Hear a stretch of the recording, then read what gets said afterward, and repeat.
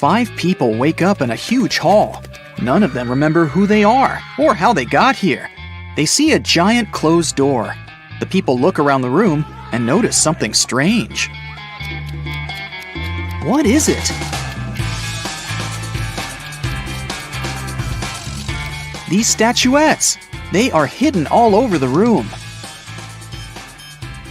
There are 5 people in the room, but they find 6 statuettes. This must be the key, one man says. We need to find out which of the statuettes is the odd one. Can you guess which one?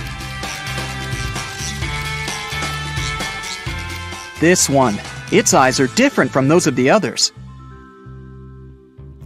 The people try to use the odd statuette as a key. Come on!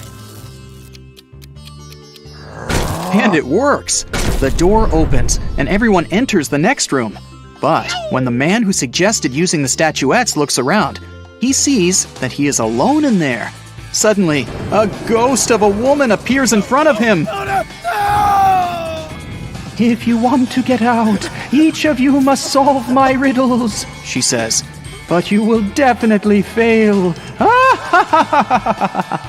She disappears. The man looks around the room. He finds a strange symbol and a cipher decoder on the table. Can you find 9 other symbols? These are all 10 symbols.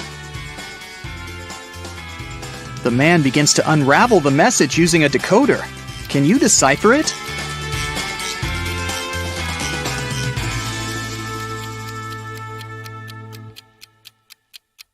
It says page 52. The man opens the book lying on the table. On page 52, there's a riddle written in an ancient language. If you have me, you want to share me. If you share me, you haven't got me. What am I?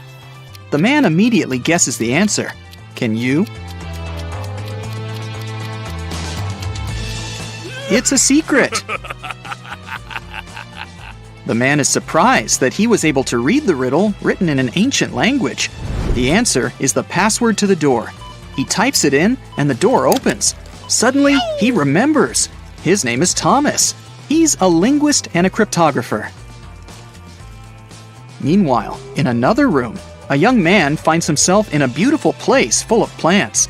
There are 3 flowers on the table. They giggle maliciously. The sign in front of them reads, "Lying Flowers." The first flower says, "You'll never get out of here, and you'll never get rid of us. Just give up already." The second one says, I don't remember how you can get rid of us. It was either cutting or uprooting us. The third one says, Uprooting and plucking us are both proper ways. What should the guy do? Cut the flowers, uproot them, or pluck them?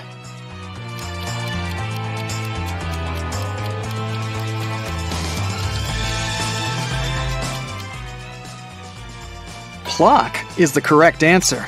These flowers only tell lies. So the conclusions we can draw from their words are these. 1. There is a way to get rid of them. 2. It is neither cutting nor uprooting. 3. And there's only one way to remove them. The only thing that remains is plucking. The guy plucks the flowers. He notices that glowing letters appear on their petals. The letters need to be put together to get the answer. What is it?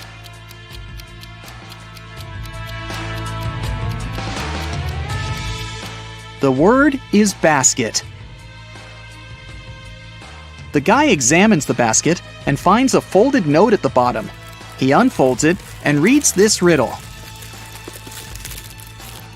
In a pond, there are some flowers with bees hovering over them. How many flowers and bees are there if both of the following statements are true?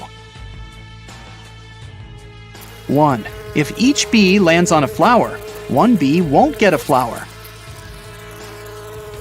2. If every 2 bees share a flower, there is 1 extra flower. Can you help the guy crack this riddle? There are 4 bees and 3 flowers. Suddenly, a sunflower bud appears on the table. The guy uses it as a key to the door, and it opens. And then he remembers.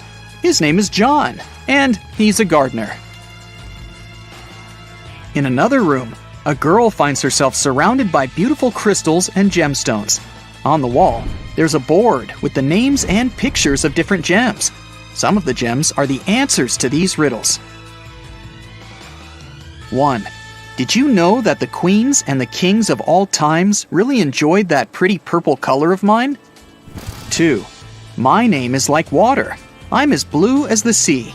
Can you guess what I am and which picture is me? 3. Hey, I am from water as well. I'm seen in strings and found inside a shell. 4. You know me so well. Come on, be excited. I created the city where a wizard resided. 5. I sound like danger, but please don't be scared. I'm striped like a cat and named after its stare. Can you match the riddles and the gems?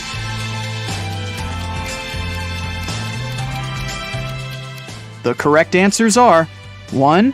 Amethyst, 2. Aquamarine, 3. Pearl, 4.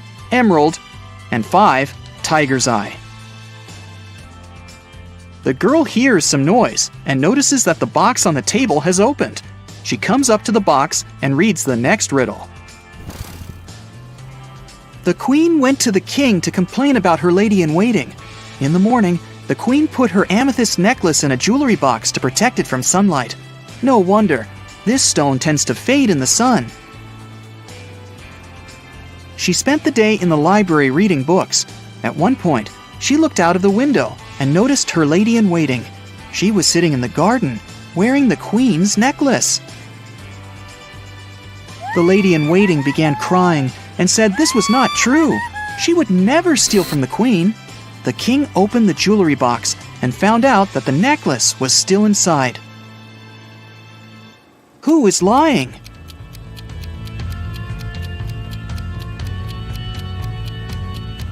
The girl soon realizes that the lady-in-waiting is the liar. Have you noticed that the amethyst is now much dimmer than before?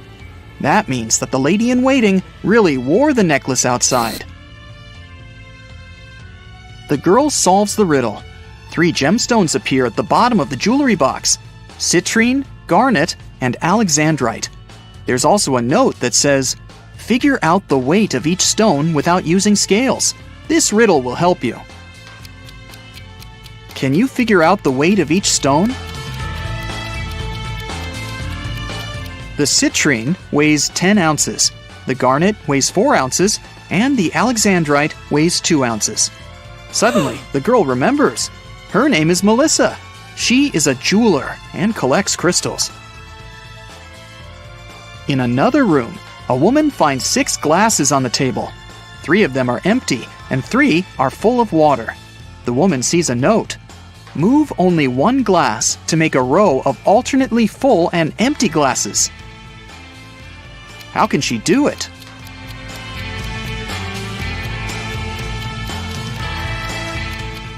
She should take the 5th glass and pour the water into the second one. Suddenly, the glasses disappear. Instead, 2 sets of different ingredients and a note appear on the table. The note says, "Find 3 differences." Can you spot all of them?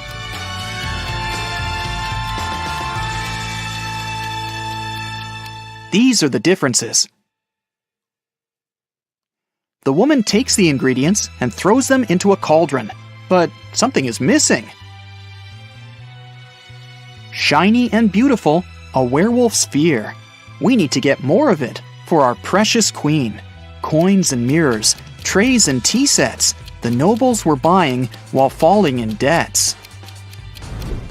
It's silver. The woman adds some silver and gets a potion that can melt the lock. When she opens the door, she remembers. Her name is Lauren, and she's a chemist. An elderly woman finds herself in this room. She spots 4 photos on the table. All the photos seem to be taken in different periods of time. The note says, "Is there a person who is present in every photo?" Can you help the woman figure it out?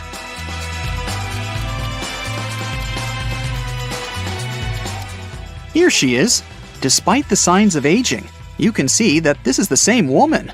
Look, she has this mole above her lip. A mirror appears in front of the elderly woman. Wait, is that her? The woman from the photos? The mirror shows her with a guy in a suit. He looks confused. There's a maid on the left and a bride on the right. "Don't listen to her. I'm your wife," says the bride. "You're lying. I'm his wife," the maid cries. Can you guess who is lying?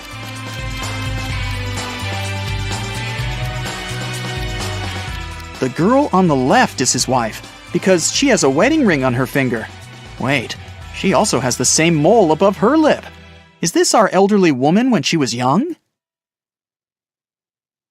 The letters appear in the mirror. IVTCBOE.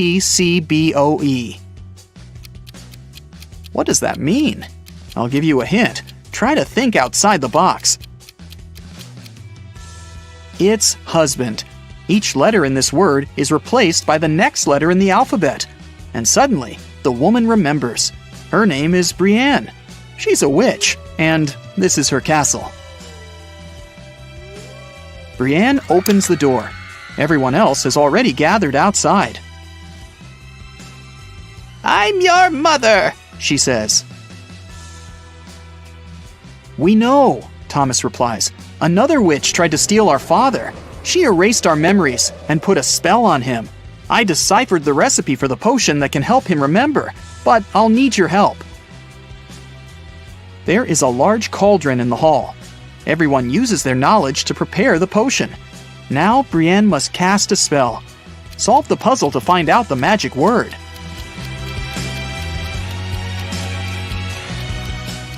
It's Memoria. The potion is ready. Suddenly, 3 doors appear in front of the family. Behind the first door, there's a hot desert, but there are some fruits on the trees growing there. The second door opens to the middle of the sea.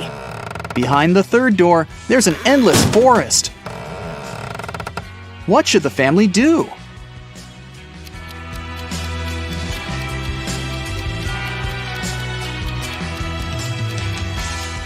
They should use the trees to make a raft and pick up the fruits so that they don't starve.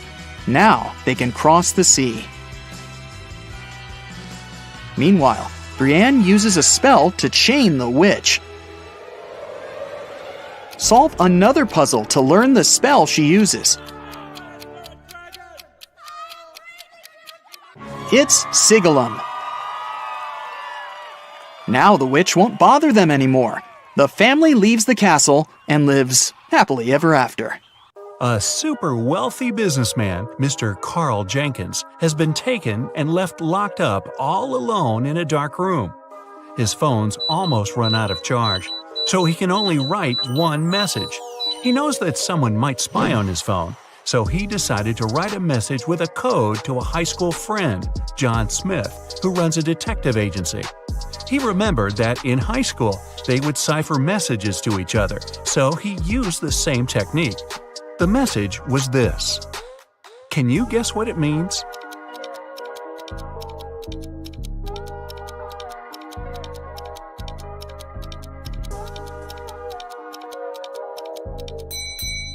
Back in high school, they would shift one letter to the right each time they needed to write a secret code. To decipher it, you need to go one letter to the left. Their alphabet looks like this. The message is, it was Eric. Having read the message, John knew immediately who his friend was talking about. Eric is the financial director of Carl's company. He had seen him once at a party a couple of years ago, so he knew what he looked like. John decided to investigate this case himself and help his friend out. He was sure there was something secret in Carl's mansion. Somehow he thought he knew that Eric would have the key to the mansion. The receptionist, Kelly, said he would always have lunch with different business partners at 2 p.m. sharp in his favorite cafe. When the detective drove up to the cafe, he saw Eric, the man with a beard, discussing business with someone. Either of them had a briefcase next to them, and the briefcases looked similar to each other. John was waiting for Eric and the second guy to leave the cafe. They went to the car, got in, and left both briefcases on the back seat. The detective followed them. They left the car in a parking lot, and luckily, they were careless enough to leave the car open. Which briefcase should the detective grab?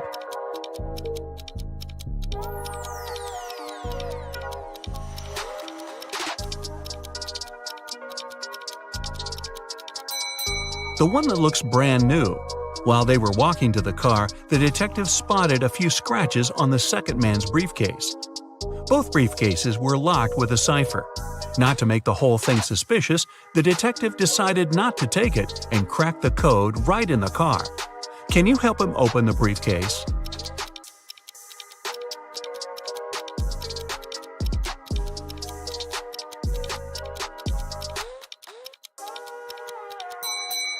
The code is 000.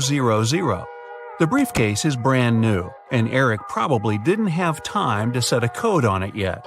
Plus, Eric's the one who leaves the car open and unattended in a parking lot, so no wonder he uses a default code for his briefcase. Now that the detective has the key, he heads to the mansion. The front door isn't a problem with the key in hand.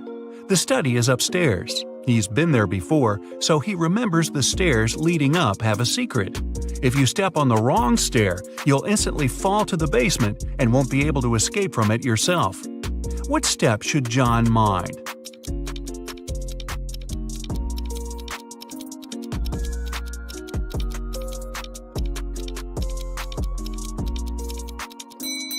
It's the one with the slit in the middle. When you step on it, it opens, and you get into a dark room with bats and spiders. Yikes! Alright, John is finally at the study door, and Carl would always use buttons to open it. You've got only one try. There are 3 buttons, yellow, green, and blue. Which one should the detective choose if he knows that Carl is a big fan of painting?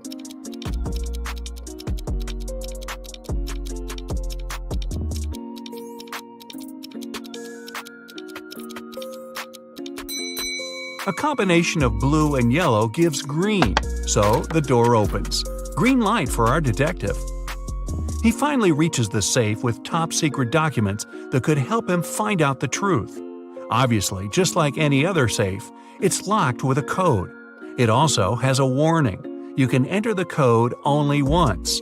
If you hit the wrong code, the safe locks up forever. He's looking around for a hint, and voila! John is right. On the desk, he sees a note. It says, "Secret code," and has a combination of 3 digits, 3, something, and 1. The digit in the middle can't be seen since there's an ink stain right on it. Can you crack the code with one attempt only?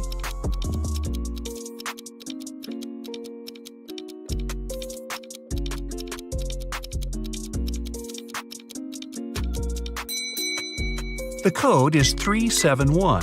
The detective thought the code was used frequently, so the button must have been a bit worn out. He was right. Since he knew the beginning and the end, he only needed to find one more worn button.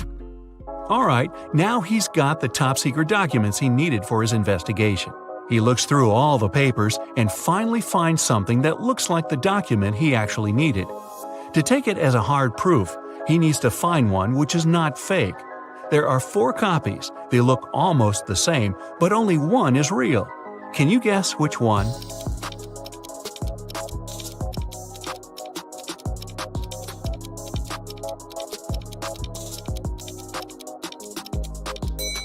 It's the one in the upper left corner.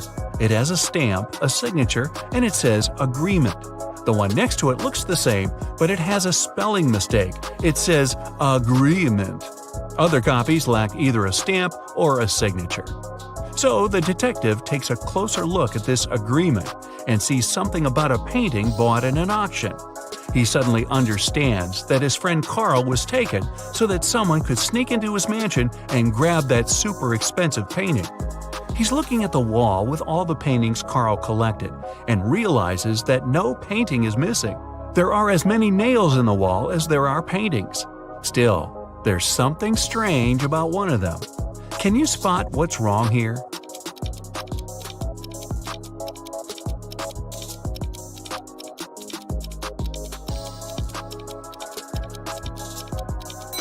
Even though all the paintings are present, there's one that lacks a frame. According to the agreement, the painting has been recently bought, and an art dealer helped Carl pick it. The expert was an honest man, and he helped Carl make sure all the other paintings in his collection were real. This time, the painting turned out to be nothing but a copy. Why did the expert suggest that Carl buy it?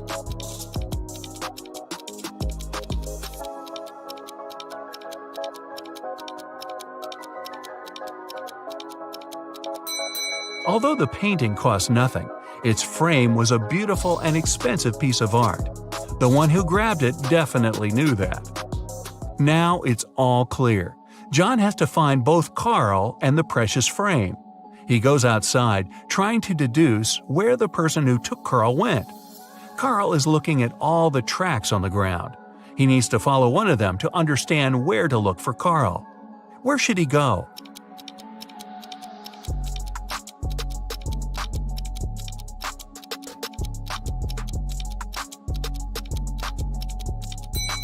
He's got to follow the tracks going to the left. There are 3 sets of tracks here. The first belonged to John's car. The second set belongs to a 2-wheel vehicle, and since the tracks are really thin, they were left by a bike. It seems impossible to take someone somewhere on a bike, so these must belong to a mail carrier who comes every day to bring the letters. The last set of tracks definitely belongs to a large car, so John should follow it. He's lucky and there are no turns, so he's just going straight. Half an hour later, he sees something like a castle. He drives up to it and he sees 3 moats in front of him. Here's the first one, a row full of metal stakes. How can John jump over it safely?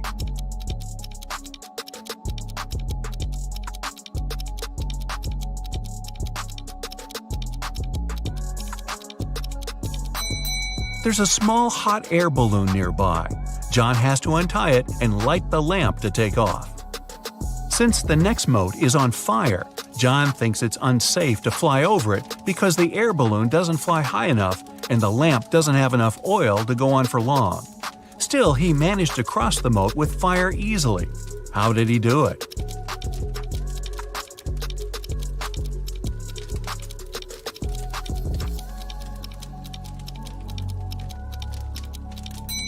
He took the sand from the air balloon's ballast and sprinkled it on the fire, extinguishing it. The last moat was filled with scalding hot lava. It took John some time to figure out how to cross it, but he managed to do it safely. How?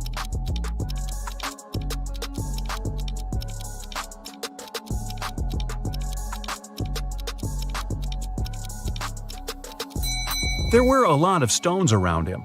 The lava torrent wasn't deep at all, so throwing stones at it, he made a tiny path to hop on. The castle was rather small inside, so the hardest thing was to actually get into it. When he entered the hall, John saw 3 doors. Above the doors, there was a sign. It said, "One of the doors leads to a labyrinth no one ever escaped.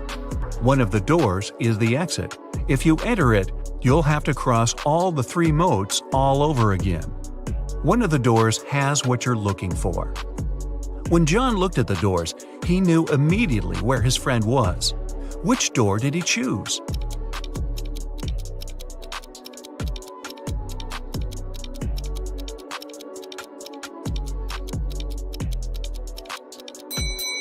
The handles were made of shiny metal, which looks cool but gathers all the fingerprints. The only door with fingerprints is the one on the left. John opens the door and sees his friend. Carl rushes out of that dark room, and while heading to the exit, they spot a few frames. Which one is Carl's?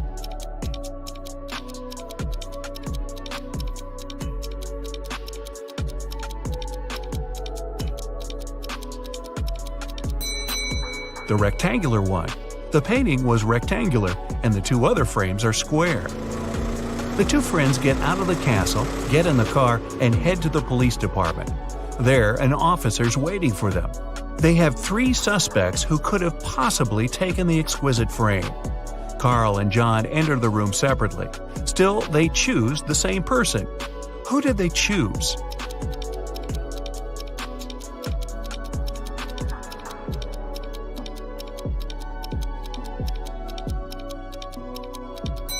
the man on the right.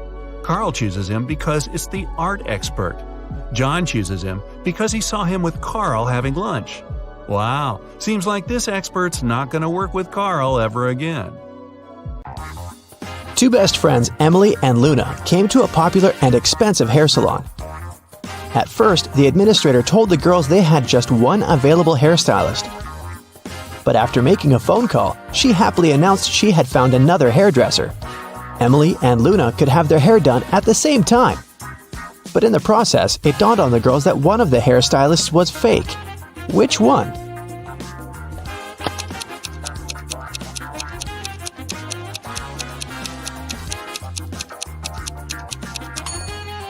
Hairstylists are using regular scissors, but instead of hairspray, the one on the left is holding a can of bug spray. Yeah, that's a big clue right there. Mary and her younger brother Alex were mushroom hunting in the forest. They started to quarrel. So Alex got angry and ran away. After several minutes, Mary rushed after him. She was still fuming but also worried. Soon, the girl reached a small river. A man was sitting on the shore. "Did you see a teenager here?" Mary asked. "Yep, he's just taken a boat and made it to the other side." But Mary didn't believe the man. Why?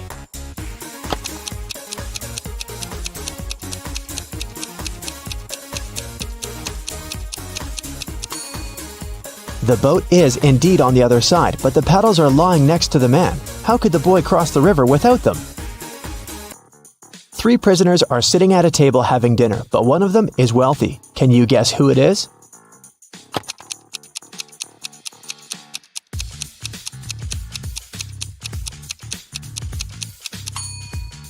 It's not the guy with the steak and shrimps. The little tag on his shirt reveals he's a chef, and he likes to prepare a special treat for himself. The guy with the jewels shows that he's well off, but in prison, jewelry is basically worthless. It's the third guy.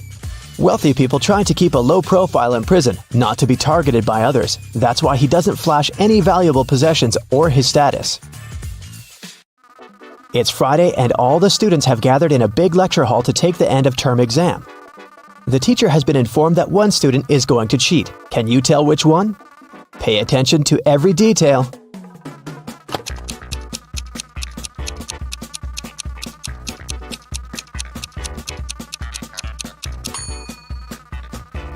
It's student C. It looks as if he's trying to remember what he's read, but he has all the answers written on his hand. Marta was walking through the park near her home in the evening. It was dark and there was nobody around. Suddenly, someone grabbed her from behind and they bolted away. Marta took off after them. She was pretty sure this person was a woman, but she couldn't make out her appearance or clothes. When Marta ran inside, she saw 3 teachers. The girl looked at them attentively and soon figured out which one of them had taken her bag. Can you do the same?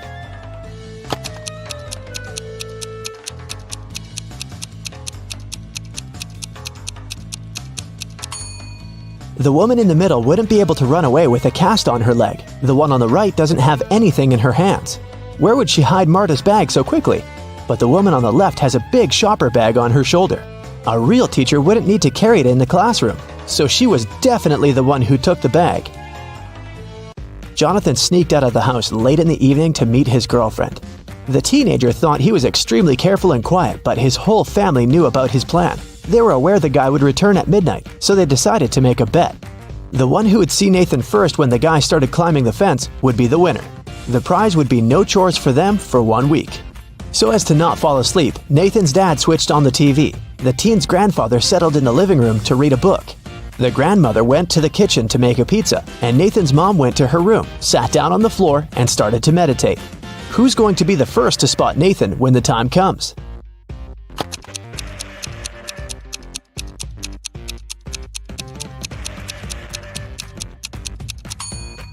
Nathan's mom. Her eyes will be used to the darkness, and she will see better than the others. Look at this picture closely and try to figure out who's from the future.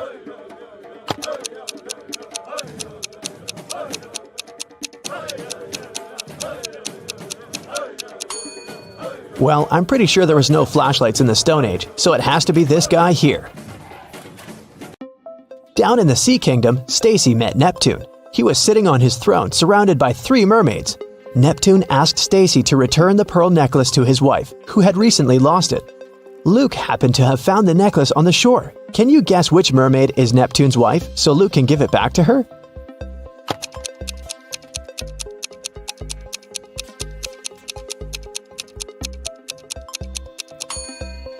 It's the third one. She's the only one who's wearing an engagement ring. Lisa was a famous top model. She was found unconscious in her dressing room during a photo shoot and taken to a hospital. Doctors said she had a severe allergic reaction, but when Lisa came to her senses, she insisted she hadn't eaten anything all day. The model's manager was very concerned and interrogated everyone who'd been around. Lisa's stylist said that she had applied Lisa's makeup and indeed hadn't seen her eat anything. The cleaning lady said she had cleaned the dressing room with organic, non-allergenic products. Lisa's main rival, Nora, said that she'd been watching the shooting all day long. She hadn't noticed anything suspicious. Who's the culprit?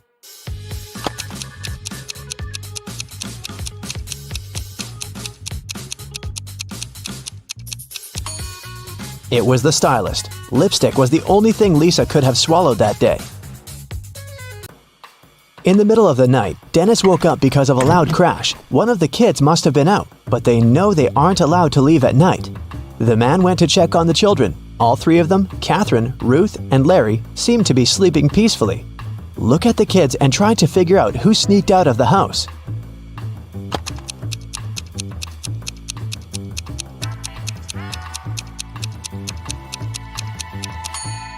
It was Ruth. There's a dirty sneaker hidden behind the curtain and several pieces of French fries under her bed.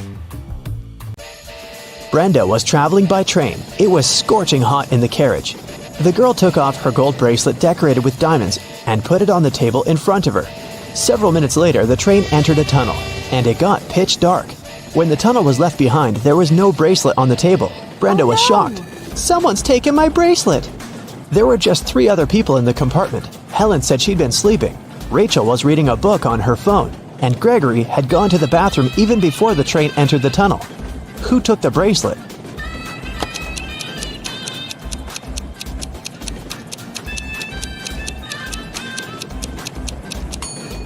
It was Helen.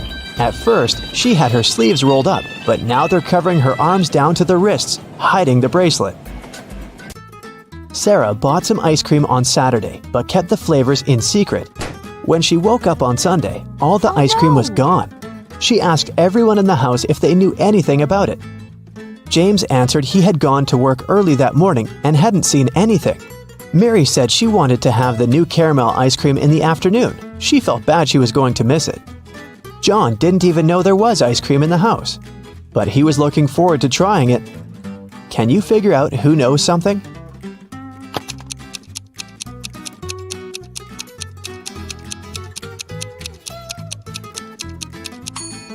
It's Mary. The ice cream flavors were a secret. She couldn't be sure there was a caramel taste among them. Can you tell who's a real mermaid here?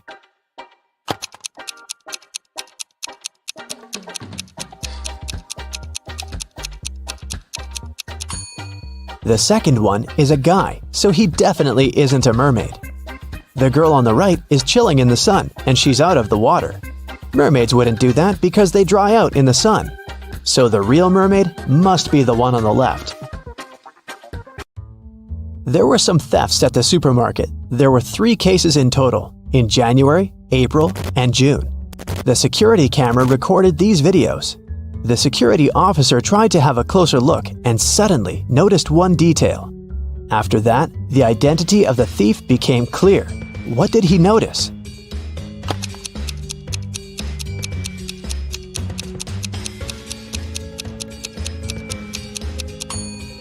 It was the pregnant woman. The attentive security officer noticed that in January, she looked about 6 to 7 months pregnant. In June, she looked the same. Seems like it's the mysterious case of the baby bump that was really a canned ham. One day, a thief decided to rob the local bank. He came up with a brilliant plan to dress up as one of the bank tellers and try to sneak into the vault. As he was approaching the vault, he saw a security guard standing right in front of the door. The robber hadn't anticipated this, so he hid and watched the guard carefully when one of the actual bank tellers walked up to the door. The security guard said 12.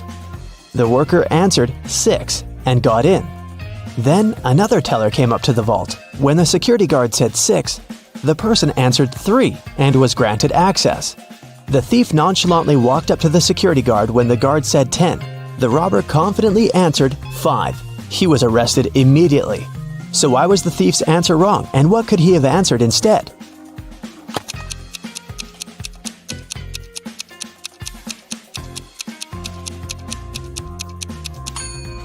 The response has to do with the number of letters in the word. 12 has 6 letters, so the answer is 6. 6 in turn has 3 letters, so the answer is 3. Well, you can see by now that the robber should have said 3. Looks like he wasn't as brilliant as he thought.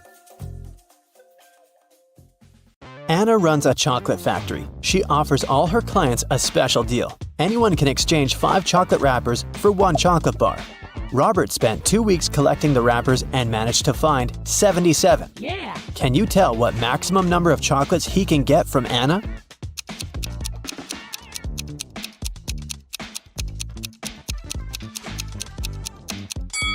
Robert can get a total of 19 chocolates.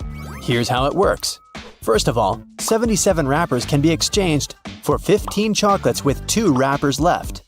After unwrapping the new 15 chocolate bars, Robert will be able to exchange 15 wrappers for 3 more chocolates. Now he can use the remaining 2 wrappers and the new 3 wrappers to get 1 chocolate bar. 15 plus 3 plus 1 equals 19. Oh, yeah.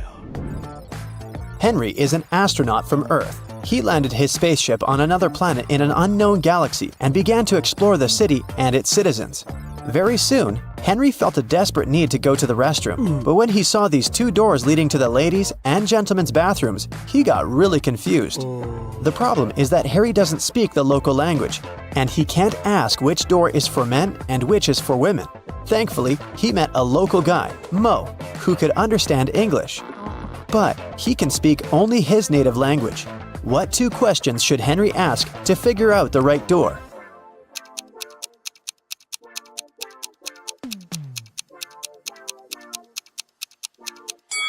He should point at one of the doors and ask, "Is this the men's restroom?" Then he needs to remember Mo's reply and ask, "Am I a man?" If Mo says the same word, then the restroom Henry is pointing at must be for men. And if Mo says a different word, the restroom is for women. There were 9 candies in a box. 9 people took 9 candies, but 1 candy is still in the box. How can it be possible?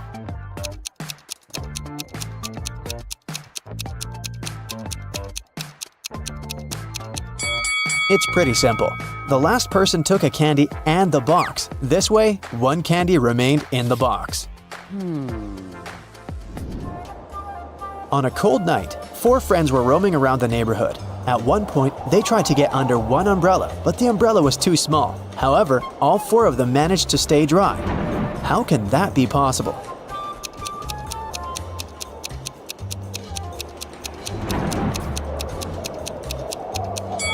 It's possible because it wasn't raining.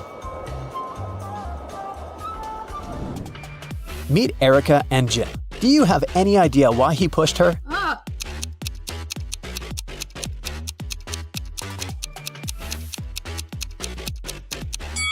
Because they're shooting a movie. Do you see that cameraman reflected in the window? Billy organized a betting game for his friends. According to the rules, he will place 2 candies, 1 yellow and 1 red, in a dark box. If the player picks the red candy, they will get $5,000. But if they pick the yellow candy, they will have to pay $500. Unfortunately, Billy's a liar. He put 2 yellow candies in the box instead of 1 yellow and 1 red. Billy's friend Wendy watched the players losing the game one by one. But when it was Wendy's turn, she won $5,000. How did she do it?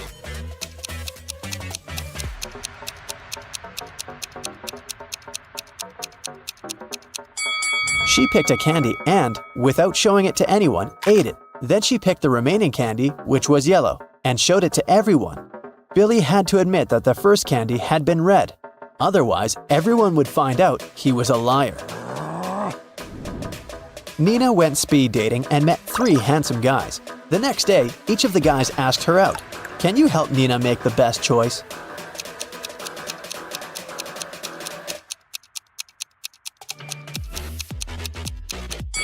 Brad didn't even ask the girl if she wanted to go to the restaurant or not. Besides, he's pretty rude and bossy.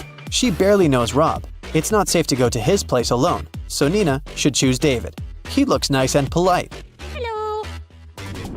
Amy has 2 strings. The only thing she can say for sure is that when you light one end of either string, it takes exactly 1 hour to burn. Can you help Amy measure 45 minutes with the help of the strings?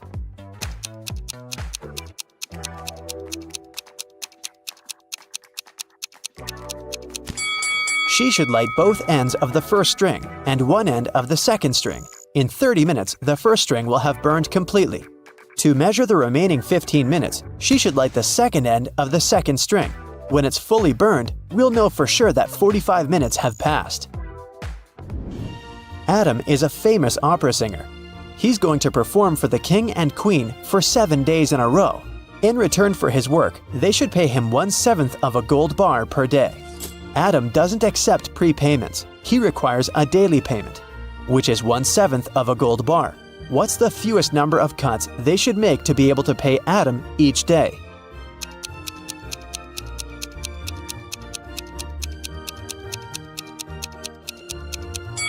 Just 2. Here's how it works. Day 1, cut 1/7 of the gold bar and give it to Adam. Day 2, cut 2/7 of the gold bar and give this piece to Adam. He'll give you 1/7 of the bar back. Day 3, give the singer the 1/7 piece you received the previous day. Day 4, give Adam 4/7 of the gold bar, and he will give you the 1/7 and 2/7 pieces as change. Day 5, give Adam the 1/7 part of the bar. Day 6, give him the 2/7 piece and get the 1/7 one as change. And finally, Day 7, give Adam his final 1/7 piece of the gold bar. Jenny and Sam arrived at a picturesque campground.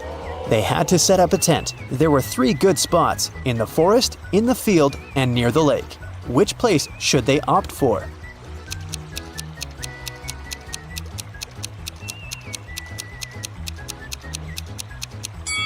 The best option is to choose the field. Wild animals live in the forest. As for the lake, look, a zombie is hiding in the bushes over there. Probably not the best neighbor. George was walking down the street. Suddenly, a wizard popped out of nowhere and teleported George to his castle. He offered the guy to choose between these 3 doors. There's a hungry tiger behind the first door. There's an angry dinosaur behind the second door. And the room behind the third door is filled with toxic gas. Which door should George choose?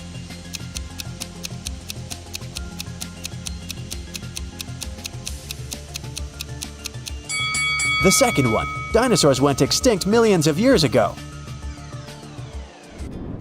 Jerry has an apple tree. The number of apples on his tree doubles every week. After 30 weeks, the tree is completely covered with fruit. Can you guess how many weeks the tree needs to get half covered with oranges?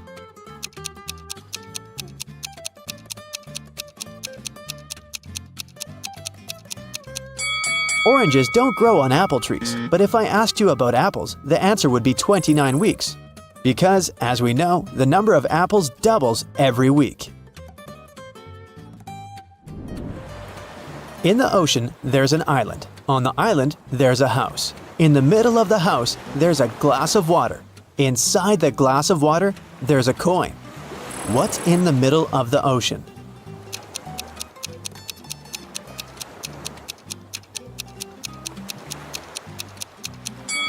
The correct answer is simple, the letter E. Harry went to a party. He liked these 4 ladies. He wanted to talk to one of them. Which one should he choose?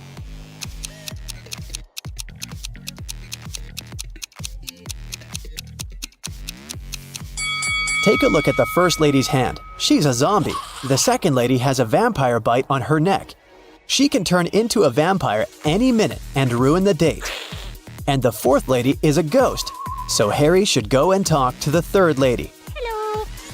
Detective Thomas received a call from Holly.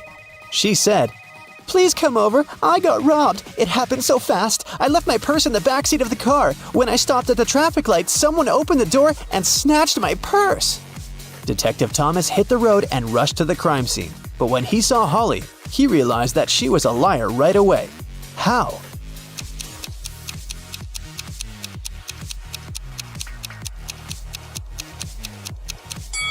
Holly has a two-door car. How could a thief steal something from the back seat?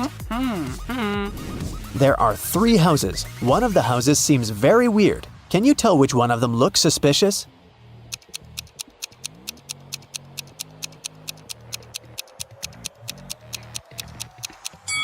Look at the footprints. They lead to and from houses 1 and 3, so people come and go from those houses. As for the second house, the footprints only lead in one direction, inside. People come in, but they never go out.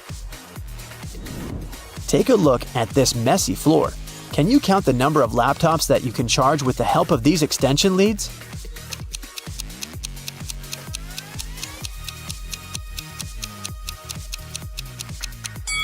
The cord of extension lead 3 is torn. As for the second lead, one of its outlets is broken. Extension lead 4 has only one outlet, which makes the entire thing pretty useless. And extension lead 6 doesn't have any cable at all. Now let's see what we can do about it. Connect extension lead 1 to the wall outlet. Then connect extension lead 2 to extension lead 1. This way, you can use 2 outlets from the first extension lead to charge 2 laptops. One outlet of extension lead 2 can be used to connect the 5th extension lead, and one of them is useless anyway. Now we can use 2 outlets from extension lead 2 and all 4 outlets of the 5th extension lead to charge 6 laptops. So the total number of outlets in use will be 8. Simple! Danny and Diana are spouses. They jog in the park every morning. To match every 2 steps Danny makes, Diana needs to take 3 steps. If both of them start with the right foot, how many steps would they make before their left feet are in the front at the same time?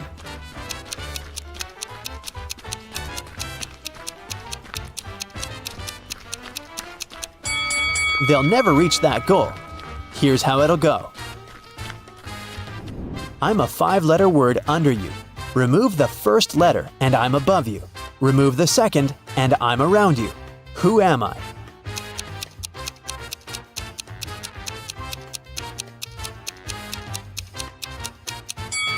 Well, have you managed to crack this riddle? It's a chair. Great job! How about a refreshing brain workout? If you're ready, let's start. A man walked into a room and saw 3 doors. The first one had a sign which read, "To the swamps." On the second door, there was a note, "Lion's Den." The third door didn't have any sign, but the man knew for sure where it led. How?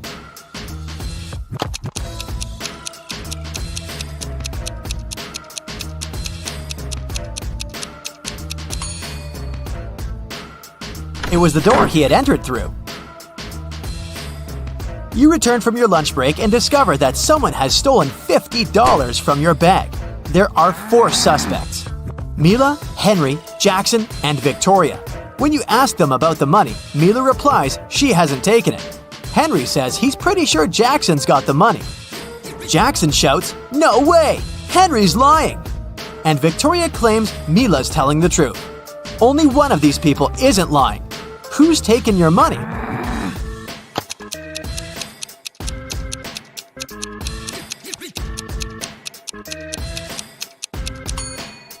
It's Mila. She, Henry, and Victoria are lying, while Jackson's telling the truth.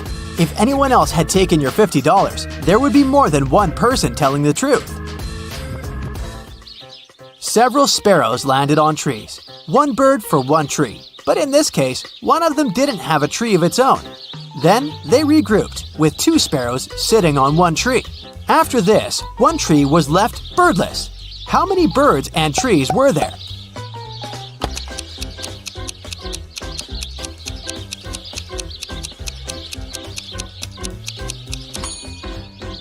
There were 4 sparrows and 3 trees. 3 famous detectives came to a cafe to discuss a tricky case. A waiter came up to them and asked, Does everyone want coffee? The first detective said, I don't know. The second detective answered, I don't know. And the third detective said, yeah. Why did he say no?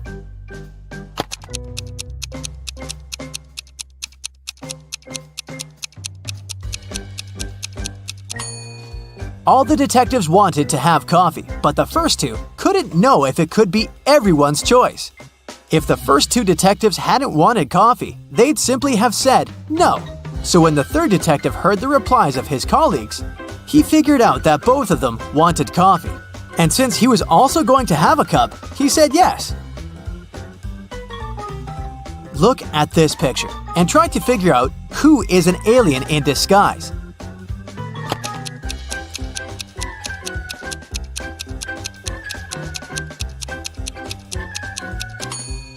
It's the guy in a yellow shirt. He's eating a banana, but he hasn't peeled it before biting into it.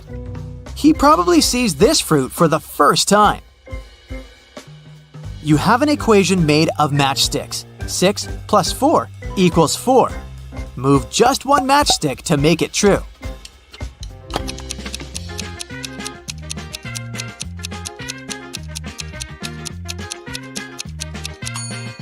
You need to take one matchstick from the plus sign and add it to 6 so that it makes 8. Then you'll have 8 minus 4 equals 4. Look at this picture. All these people seem to be very close, but who is the girl's husband?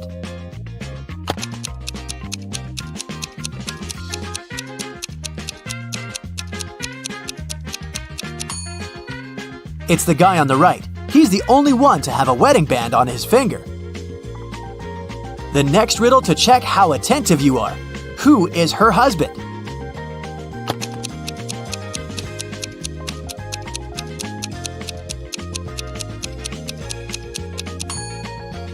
It's the guy on the left. Look, here's his photo in the car. He's actually the owner of this vehicle. Can you figure out what's wrong here?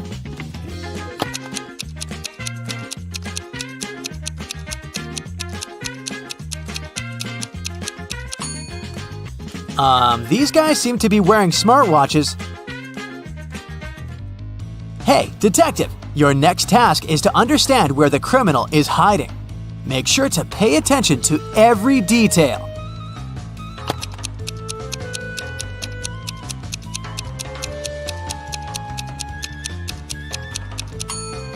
The criminal is in House A.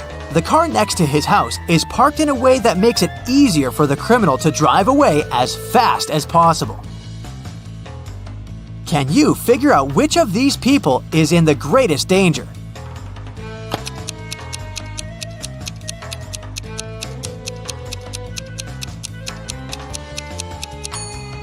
It's this guy. This large icicle is about to fall right on his head. Is the person in the yellow car driving right or wrong?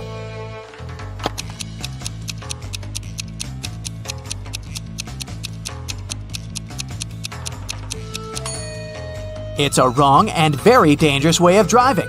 The car is moving very slowly, and to overtake it, the next driver will have to maneuver from the leftmost lane to the right one. It can easily cause an accident. How can you get from 98 to 720 by just adding one letter?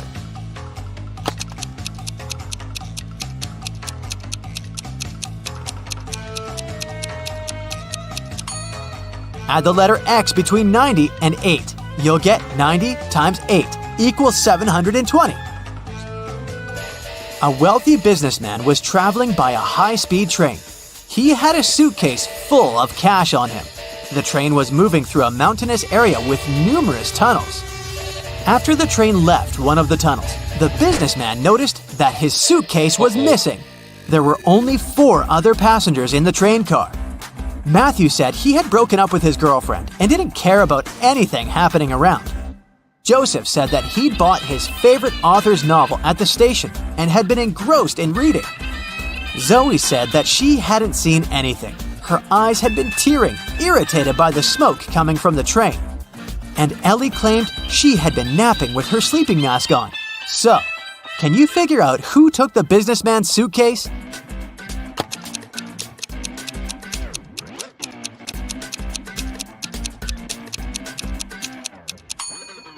It was Zoe. Modern high-speed trains are electric and don't produce smoke.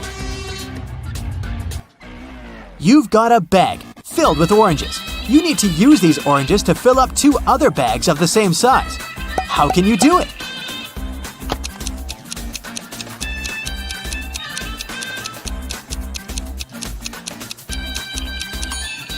Put 1 empty bag into the other and fill them with oranges.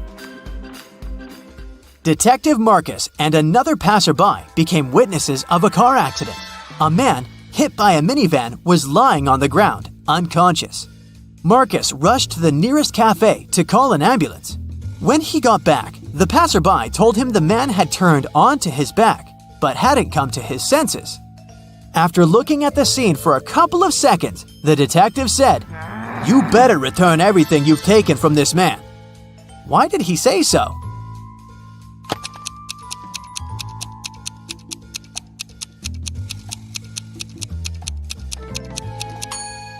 When they saw the man at first, only 1 button was buttoned on his suit jacket, but now it's already 2 buttons.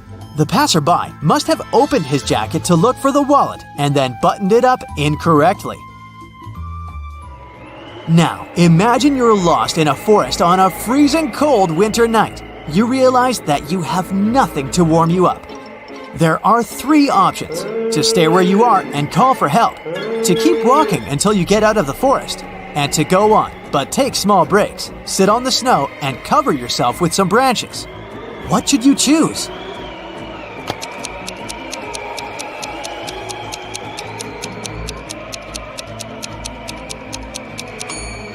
If you stay in one place, you'll freeze in no time. Sitting on the snow during short breaks isn't a great idea either. Branches won't warm you up, and you may accidentally fall asleep and never wake up again. The only way to survive is to keep walking. Sarah invited her friend Alice, who was studying to become a police officer, to a party. It was organized by Sarah's friend Sean. Sarah was worried that there might be a thief at this party. Throughout the event, Alice was watching the guests attentively. At the end of the party, she told Sarah who the thief was. Have you figured it out too?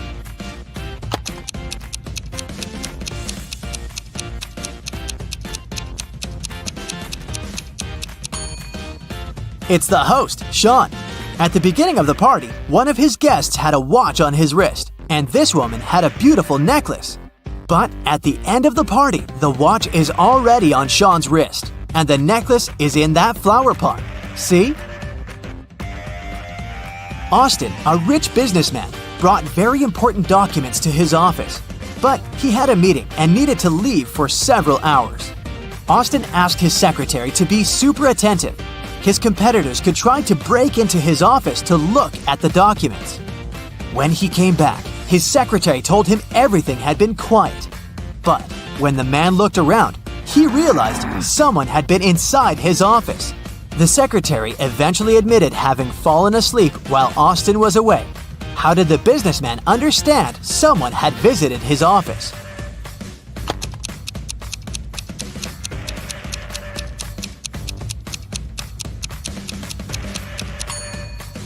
The globe on his desk is now turned in the opposite direction. Look at these people attentively. Who does this dog belong to?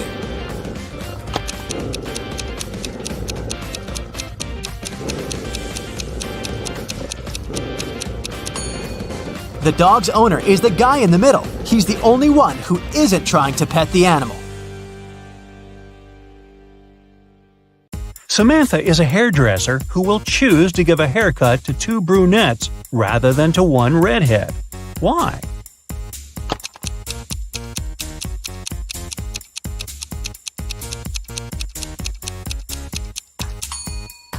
It's obvious. This way, she will earn more.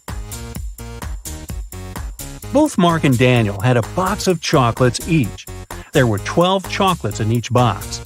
Mark ate some sweets, then Daniel opened his box and ate the same number of chocolates that were left in Mark's box. How many chocolates do the guys have together now?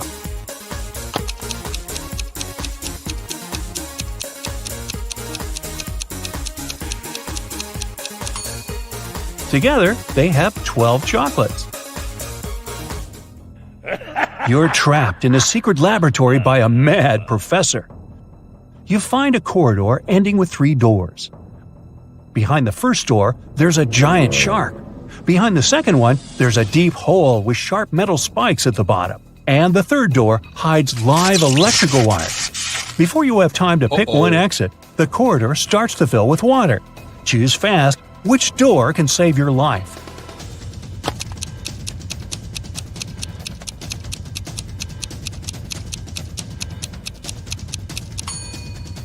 Choose the second door. As soon as the corridor fills with water, you'll be able to swim over the spikes. Can you find 3 differences between these 2 pictures?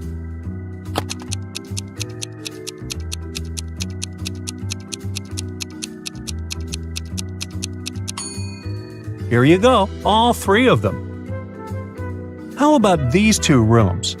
Do you think you can find 3 differences?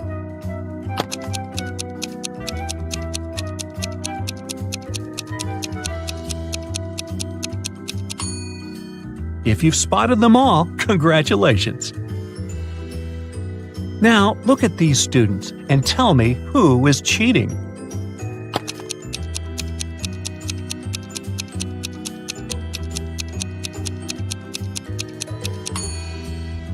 It's this girl wearing a white t-shirt.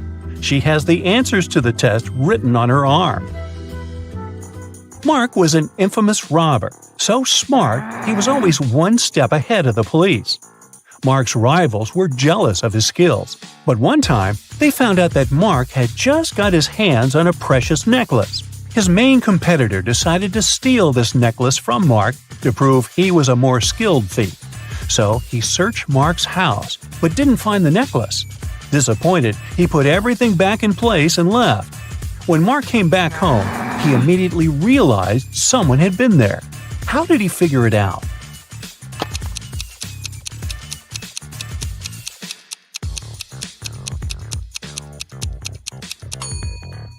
The bed is the clue. It looks different than before the rivals' visit. Look at these people attentively. All of them are teachers, but one teacher is fake. Can you figure out which one?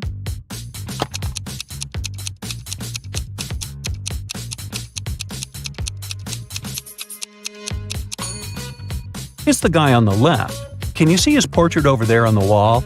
He's a wanted criminal. Now look at these 2 teachers. Which of them is a criminal?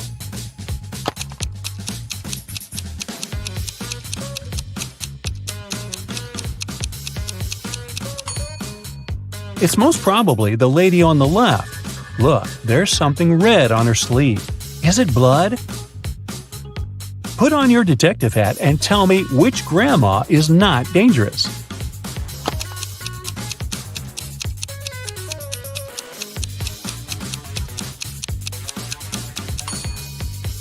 Look at the reflection of the granny on the right. She seems to be a robot. This doesn't make her dangerous per se, but it's still weird.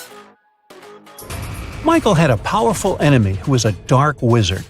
Once he managed to kidnap the man and lock him on top of an incredibly high tower. In Michael's room, there was just one small window and no doors at all. But the wizard thought it wasn't enough. He set the tower on magic fire and apparated away. Michael knew he didn't have much time left. He looked around the room and saw 3 magic potions. The first one could make him inhumanly strong. The second would turn him into a vampire. And with the help of the third potion, he could summon any animal he wanted. Which potion should he drink?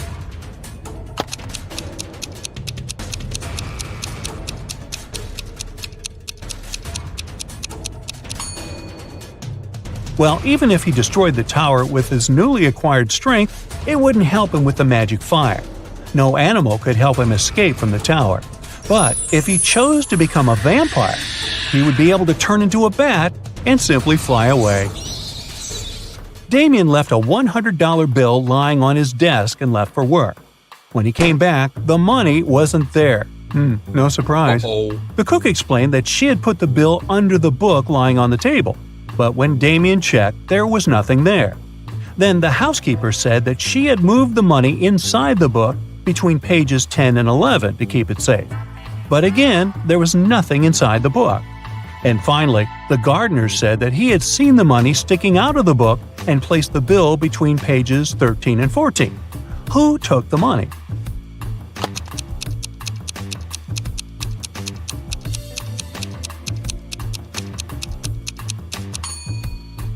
It was the gardener. Pages 13 and 14 are two sides of the same page. There were just 2 days remaining before an important basketball competition when one of the main players of one of the teams went missing. The last time he was seen at lunchtime. There were 3 suspects: Michael, Ethan, and John. The police interviewed the 3 of them and got the following answers. When the player disappeared, Michael was giving autographs to some pretty girls. Ethan had sprained his ankle and was getting a massage. And John was taking a shower before the training. Who is a liar?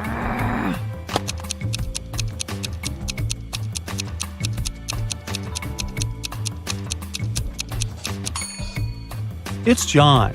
It doesn't make any sense to take a shower before the training. Richard was walking through the park after work when somebody hit him on the head from behind. When he woke up, he was in a well. Luckily, there wasn't too much water in it. But as soon as Richard tried to climb out of the well, he realized the walls were too slippery. The man noticed a rope with a bucket tied to it. The bucket was hanging pretty low, but try as he might, Richard couldn't reach it. However, in 15 minutes, the man was running away from the dangerous place. Can you figure out how Richard escaped?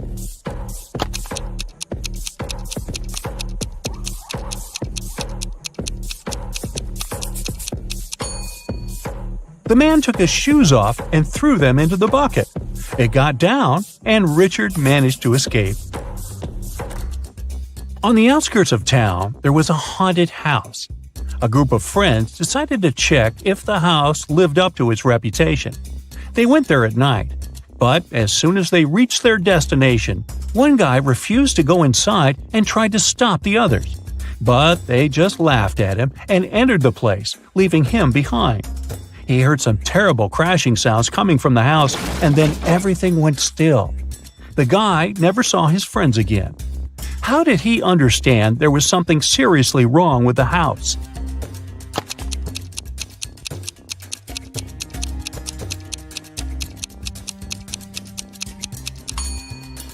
The guy who stayed behind was very attentive. He noticed that there were lots of footprints leading towards the house, but none going away.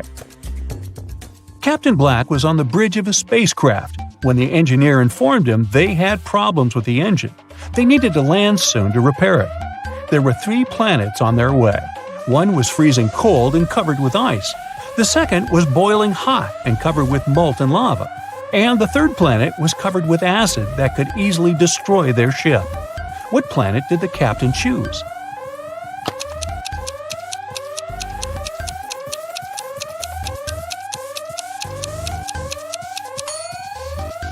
Black chose the cold planet, since very low temperatures aren't a problem for a spaceship. 4 boys are lined up on several steps, all of them facing in the same direction. A brick wall separates the 4th boy from the rest. Boy number 1 can see boys number 2 and number 3. Boy number 2 can see boy number 3. All boy number 3 sees is the wall. And boy number 4 doesn't see the others. The boys are wearing hats, and they know that 2 of the hats are white and 2 are black. Which boy will be the first to figure out and shout out the color of the hat he's wearing if the boys aren't allowed to turn, talk to each other, or take their hats off?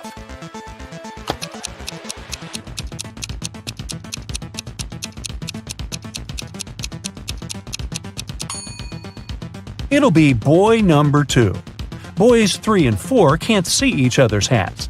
Boy number 1 sees 1 black hat and 1 white hat and knows that his hat can either be white or black.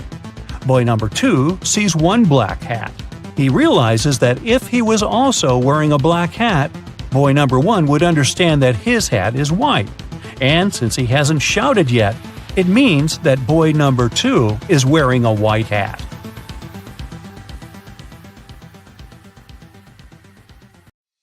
and Dylan go to the movies. Can you spot anything odd in this place?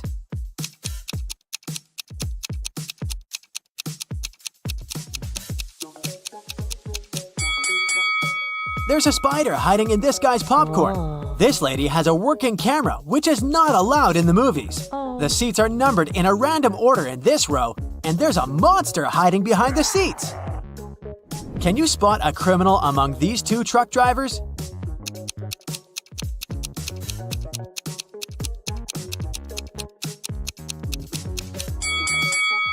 The second guy is just shipping tomatoes, but someone scrawled the word help on the window of the first truck. Therefore, the first driver is the criminal. Can you guess which driver is more dangerous?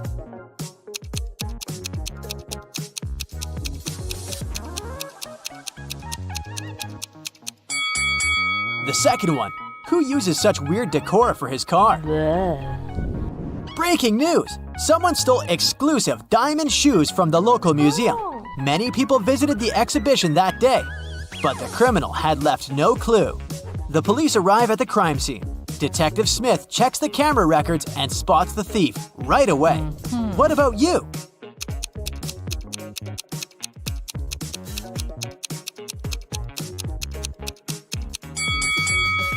Something about this lady is very suspicious. Her height increases in the second footage. This probably means that she's wearing the stolen diamond shoes. Kelly throws a pajama party, but one of her guests is a criminal. Can you guess who?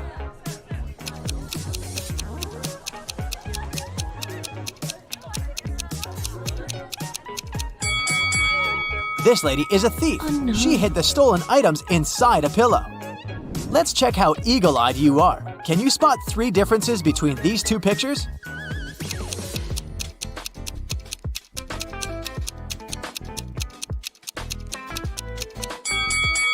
Here they are. Yes!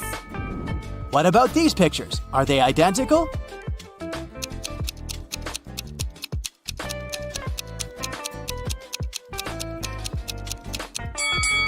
Nope, there are 3 differences. Can you see 3 differences here?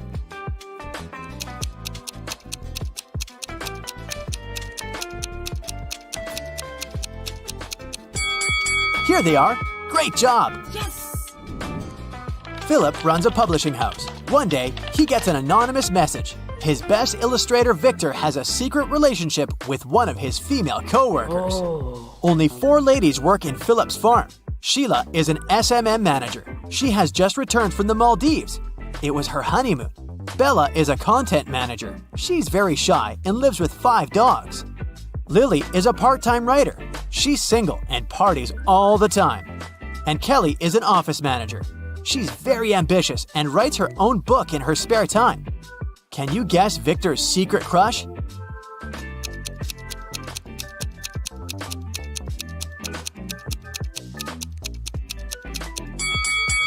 Bella! Philip has white dog hair on his jacket, just like Bella. Crystal is a doctor. She arrives at a medical conference and takes several pictures with her colleagues before the event.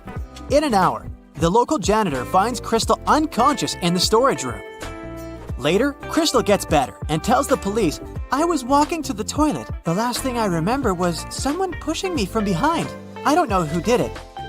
Police questioned all the doctors. Everyone claims that they were listening to the report when the attack took place. Officers examine the pictures before the conference and immediately identify the criminal. What about you?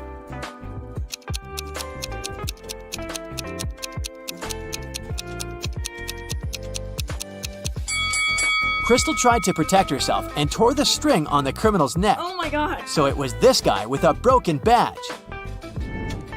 Harold is the richest man in town. This evening, he lost his memory because of a car accident. His only family is his daughter. When Harold wakes up in a hospital, 2 ladies claim to be his daughters. One of them is lying. Can you help Harold identify the real one?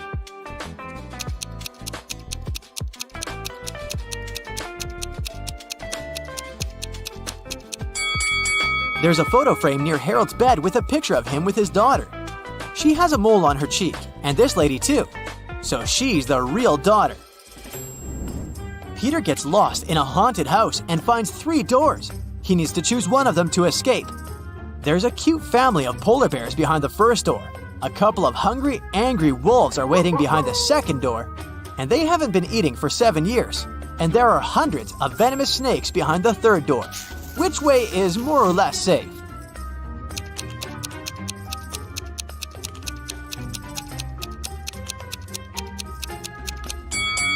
The second one. Wolves can't survive without food for so long, so they're not a threat anymore.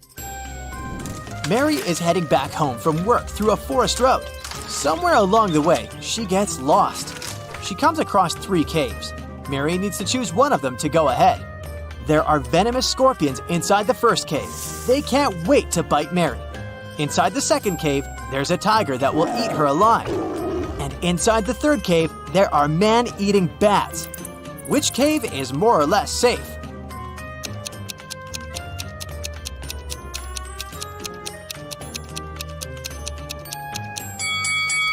If you noticed, the sun is still up. It's daytime and bats are sleeping, so the third cave is the safest option for Mary. Detective Smith gets a task to investigate a robbery. He questions a witness who saw the thief escaping.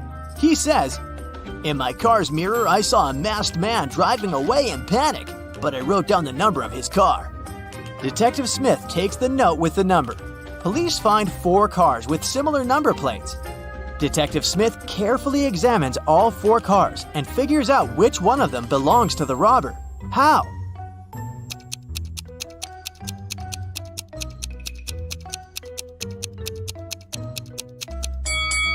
Since the witness looked at the car number through his mirror, the image was reflected. It means that this was the original car number. Amy lives with her 3 sisters. She's a professional violinist.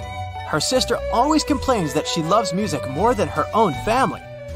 One day, Amy leaves for the gym, and when she returns home in the evening, she discovers that all her super expensive violins are broken. Oh, God. She immediately calls the police. Detective Smith arrives and interrogates everyone.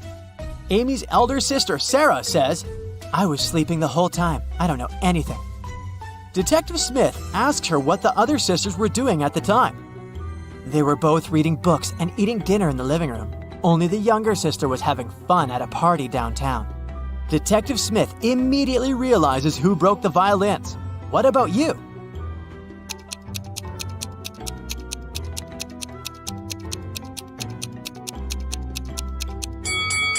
If Sarah was sleeping, how did she know who was doing what? This implies that she's hiding something. A woman in tears enters Detective Smith's office and asks for his help.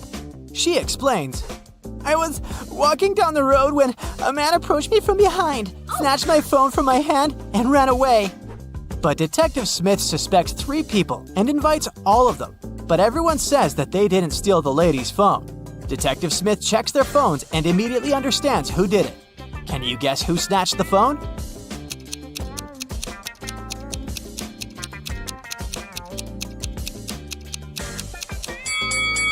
Take a look at the wallpapers. This is the lady's dog, so the first guy stole her phone. Oh, no.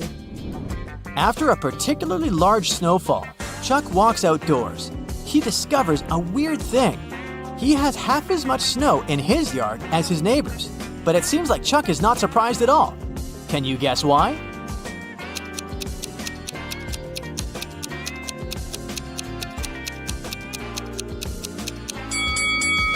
Simple. Chuck's yard is half the size of his neighbor's. Vicky is filming a video blog about this haunted house. Suddenly, she freaks out because this place is full of frogs. How many frogs can you see in this picture?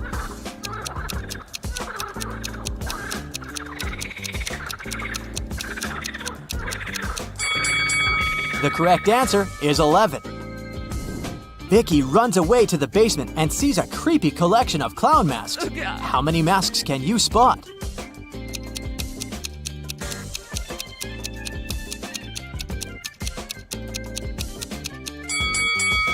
This one is not a mask, it's a portrait.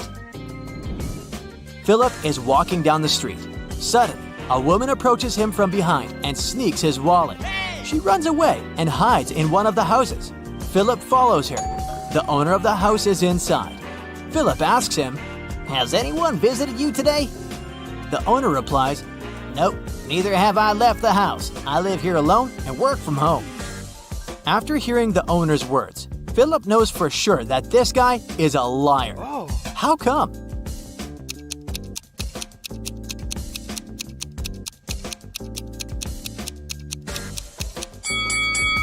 There are 3 cups of hot tea at the table and female sandals standing near the door. So he's probably an accomplice of the thief. If you had problems with math in school, maybe they weren't teaching you the right way. Today, I'll teach you some basic math visually, and Latin letters and numbers will finally make sense to you. I promise. Let's start with this one. Do you remember this basic equation? A plus b squared? It's equal to a squared plus 2 times a multiplied by b plus b squared. We learned it as a rule and accepted that it's true, but now I'll make you see that it's indeed correct. Let's have a square with a side a plus b. That's the left part of the formula, right? One side is a plus b, and the other side is a plus b. So, the space of the square is a plus b squared. Now let's break the square into 4 pieces like this. There's a square with a side of a in the space of a squared, and another one with a side of b in the space of b squared. In addition, 2 rectangles are formed with a side a and a side b. So, their space is a by b. This is exactly the right side of the formula. So, now you can see that these spaces are exactly equal. Now let's have a visualization of a similar formula, but with a minus. A minus b squared is equal to a squared minus 2 by a by b plus b squared. We'll start with a square with a side a, so the area of the square is, without a doubt, a squared. Then, since we have the subtraction on the left side of the formula, we need to make the side smaller by b. So, we divide it like this, with this side being equal to b. Now, this square right here has a side of a minus b, and its area is a minus b squared, which is the left side of the equation here. Now we need to track how we get it. We start with the big A squared square.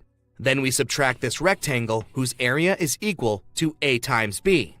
We still don't have the square we need, so we need to subtract the area of the other a times b rectangle here. But it's now missing a piece. So, before we can do that, we need to add the b squared. Yes, and now we subtract another AB rectangle. So, as you see, now we got the area of a minus b square, just like the formula tells us. One of the most famous theorems of geometry is the theorem of Pythagoras, which states that for a right triangle, the square of one side plus the square of the other side is equal to the square of the hypotenuse. So, a squared plus b squared equals c squared. Now, let's prove that it's right for any right triangle. But, of course, we're going to do it visually. So, here's our right triangle. Let's denote its sides as A, B, and C. Now, let's duplicate the triangle and make 3 more that are exactly like the original one. I'll arrange them this way. They're now forming 2 additional shapes, this one around and this one in the middle. You guessed it right, both of these are squares. But how do we know that? Let's start with the big one. First, it has 4 right angles, which makes it some kind of a rectangle. To be a square, all 4 sides must be equal. And, indeed, they are. Look, this is the side A of a triangle, and right next to it, there's another triangle with the side equal to B. So, the side of this big figure is A plus B, right? Now, this is another A, and this is another B. So, this side is A plus B too. Off to the third side. Since it's the exact same triangle, then this is A. The fourth triangle is the same too. And this part is equal to B. The fourth side is equal to A plus B as well. Now, we established that the big figure is a square with a side of A plus B. So, the area inside it is A plus B squared. But what about the other shape, the one that's inside? As you remember, this one is C from the original triangle. But the other triangles are the same. So all 4 sides of the shape are equal to C. So it's another square with an area of, you guessed it, C squared. Okay, we remember it. In fact, let's make a duplicate of that square and put it aside for a little bit. Now let's rearrange the triangle like this. You see, now there are 3 squares formed. There's this one. This side is B, and this side is B too. So it's a square with an area of B squared. And there's another one. This is side A, and this is side A. So it's a square with an area A squared. Now all together, they form a bigger shape. Once again, it's a square. And one, we already know, a square with a side of A plus B in the area of A plus B squared. Okay, so do you see where I'm driving at? We had this A plus B squared square that was filled with 4 triangles and 1 C squared square. Now I have the same A plus B squared square with the same 4 triangles, but 2 smaller squares, A squared and B squared. So it seems like C squared is the same area as A squared plus B squared, and this is exactly our proof. This is just one of over 300 proofs this theorem has so far. Maybe you can come up with some other one. Now, we all know the formula for the area of a circle. It's the squared radius multiplied by the mysterious number pi. Now, it's time to show you the visual proof of it. Let's draw a circle, and we want to figure out what its area is. We divide it into several equal parts, let's say into 8 parts, for starters. We can arrange these 8 parts into a rectangle-like shape. Still, this doesn't help us much to figure out the area. Let's divide it into 16 pieces then, and once again, rearrange them trying to form a rectangle. Now, it's already closer, but still not enough. We make more pieces, and they turn smaller. It's 24 now, and the rectangle is more distinctive now. Do you see what I'm getting at? The more pieces we divide the circle into, and the smaller they are, the closer they are to being a perfect rectangle when we rearrange them. The smaller the pieces, the closer it gets. Look at this one now. Divide, rearrange. Looks good enough, huh? So now we need to find the area of the rectangle, and it'll be the area of the circle too. This smaller side right here, the height, is the size of the radius. The other side, or the base, is equal to half of the circumference of the circle. And the circumference is 2 pi r, so the base is just pi r. So now we see that the area of the rectangle in the area of the circle is r times pi r, or pi r squared too. Now let me clarify just one thing, the length of the circumference and how pi comes into play. Let's have 3 circles with the diameters of 1, 2, and 3. Well, the radius of each will be half the diameter, of course. Here we take the first circle. The radius is 0.5, and the diameter is 1. If we roll it on the ruler, the length is approximately 3.14. Now let's take the next circle. The diameter is 2, the radius is 1, we roll it, and the length is approximately 6.28, which is 3.14 multiplied by 2. The last circle, with the diameter of 3 and the radius of 1.5.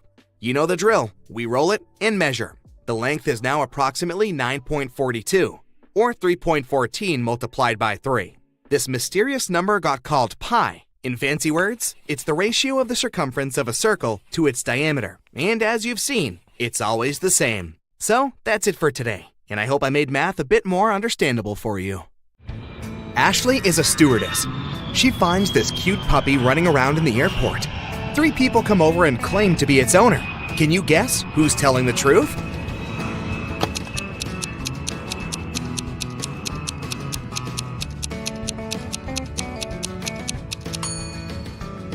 This guy. His tattoo matches the dog's name. Ashley walks to her flight gate and passes by this waiting area. But then the gate changes, so she has to walk through that place once again. Ashley spots 10 differences. Can you see them too?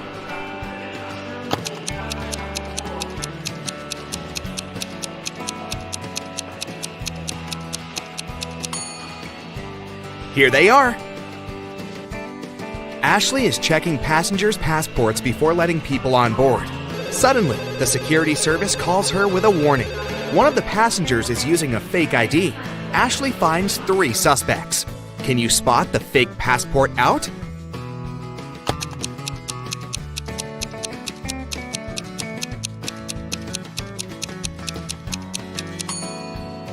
There's no February 31st, so this passport is definitely fake. Finally, the plane is taking off. Ashley takes a look at the passengers and spots 3 odd things. Can you see them too?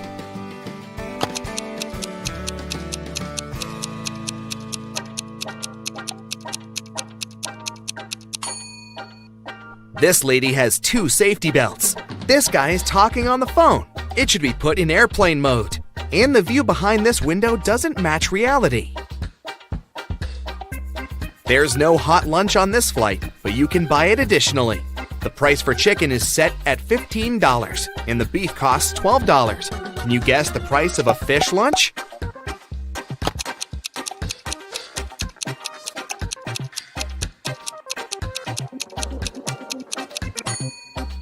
The cost of 1 vowel is $5, and the cost of a consonant, $1. Fish has 3 consonants and 1 vowel, so it costs $8. One of the passengers, Josh, calls Ashley. He begins to complain. Someone had stolen my phone when I was in the toilet. Ashley questions 3 people sitting nearby. What happened when Josh was away? Chelsea says, sorry, I was watching a movie, so I didn't look around at all. Bobby says, I was reading a book, but I think I heard the sound of a rustled plastic bag. And Nina says, I was sleeping. You woke me up with your stupid questions. Who stole the phone?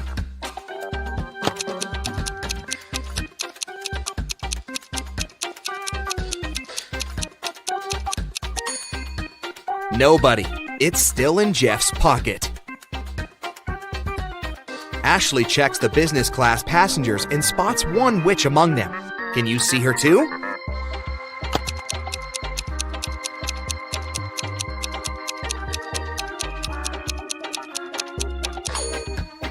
This lady is hiding a magic wand. Ashley lands in a foreign country and sends her boyfriend this message.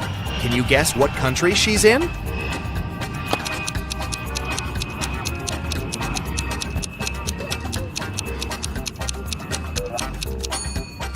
Singapore. Ashley goes to her hotel by train. She sees these 2 billboards on the way. She can't decide if they're identical. Can you spot any differences?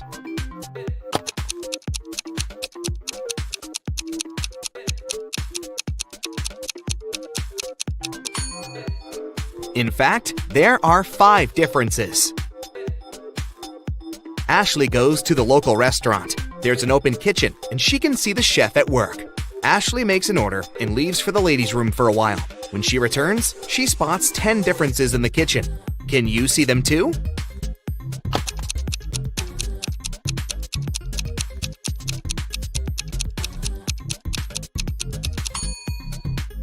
Here they are. Ashley sees a group of office workers having lunch together. Suddenly, their boss spills hot coffee on his laptop because his palm is stuck to his mug. One of these 3 co-workers prank their boss. Can you guess who?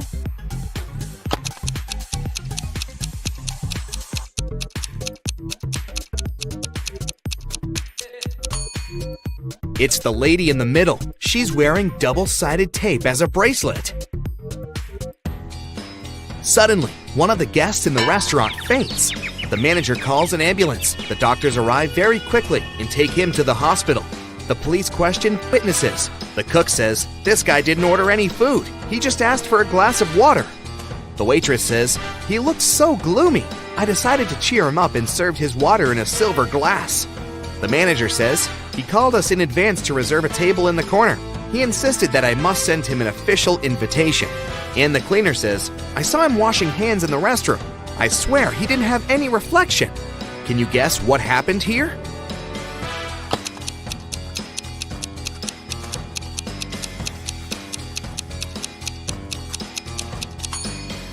The guest was a vampire, and he got sick because of the silver. Ashley is visiting the local farmer's market.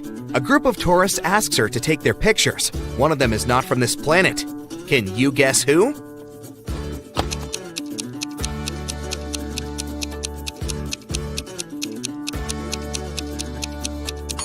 This lady. She's eating a pomegranate with the peel. Ashley wants to chill at this beautiful beach, but she sees a zombie among the guests. Can you spot it too?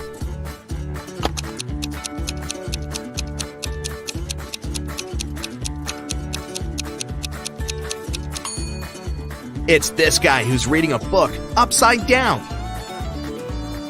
Ashley goes hiking and gets lost. She finds a sign that shows 3 possible ways out.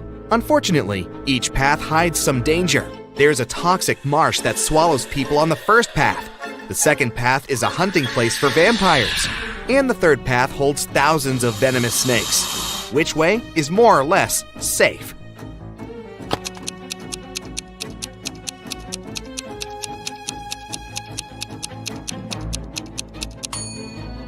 Ashley should choose the second path. Vampires only hunt at night. Ashley, Nellie, Sarah, and Melissa are coworkers and friends. They land in Paris and come to a party together. But at a certain point, they find out that Ashley had disappeared. She was locked in the basement of the music hall. Can you guess who did it?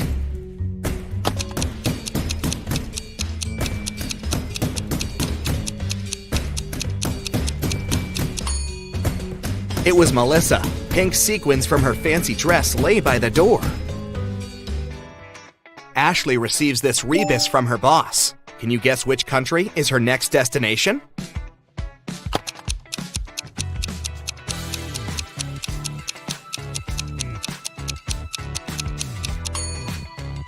She's going to Belgium.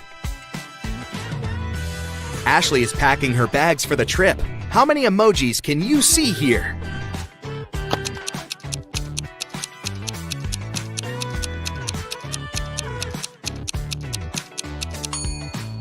Here they are. Ashley is having breakfast at the airport. Can you find any emojis in this food?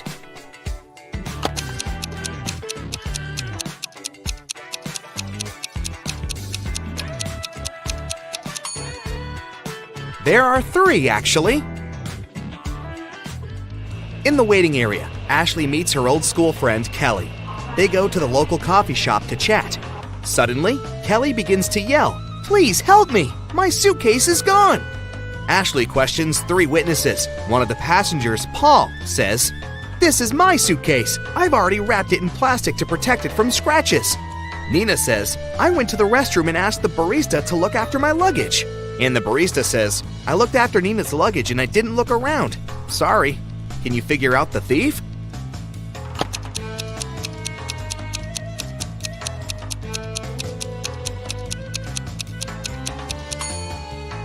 It's Paul. There's a sticker with Kelly's name under the plastic.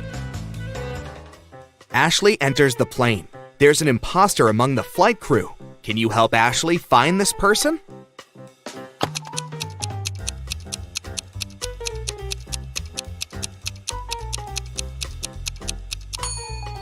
It's this stewardess. Take a look at her uniform. The air company logo is a little different compared to all the others. Ashley lands in Brussels. She walks into the local park and takes 2 pictures. Can you find 10 differences between them?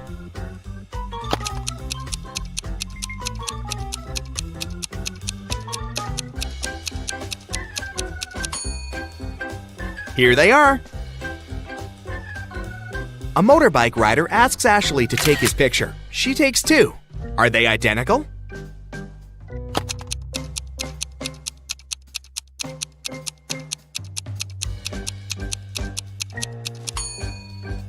There are 3 differences, actually. In the hotel, Ashley meets an opera diva, Esmeralda, who's having a world tour. She has visited almost all the countries, and she has finally arrived at the last one. Oh, no. In the morning, a maid finds Esmeralda unconscious in her room. The police arrive and find out that Esmeralda was poisoned. They question the suspects. Esmeralda's husband says, "She wanted to be in bed early, so I went to the lobby for the night."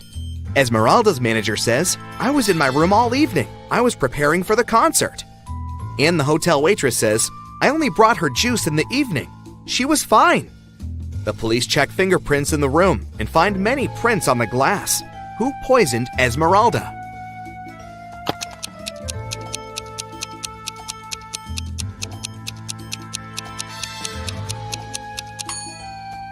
It was the manager. She said she didn't leave the room, but there are prints on the glass. In the morning, Ashley is having her next flight, but her taxi breaks on the way. She's stuck at the gas station 50 miles away from the airport.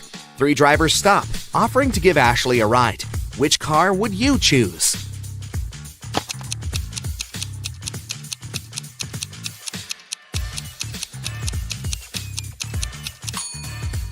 The first car is stolen. And the third driver is a runaway criminal, so Ashley should choose the second car. Ashley returns home and puts all her cash into her stash as usual. The next evening, she returns home and realizes that someone had stolen her money. How did she guess?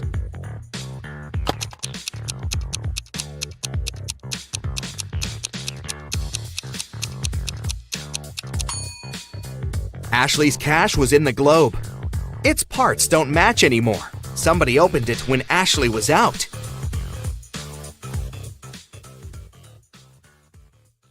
I've heard you've got some impressive analytical skills and a sharp mind. Then you're just the person I need.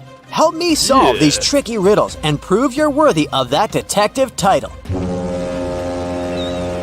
A Japanese ship had left the port and was on its way to the open sea. The captain went to apply oil to some parts of the vessel and took his wedding ring off so it wouldn't get damaged. He left it on the table in his cabin. When he returned, the ring was gone. The man figured out that 3 crew members could be guilty. So he asked each of them what they had been doing for the past 10 minutes. The cook said, "I was in the kitchen preparing tonight's dinner." The engineer answered, "I was working in the engine room making sure everything was running smoothly." And the seaman said, "I was on the mast correcting the flag because someone had hung it upside down by mistake." The captain immediately knew who the thief was. How did he understand it?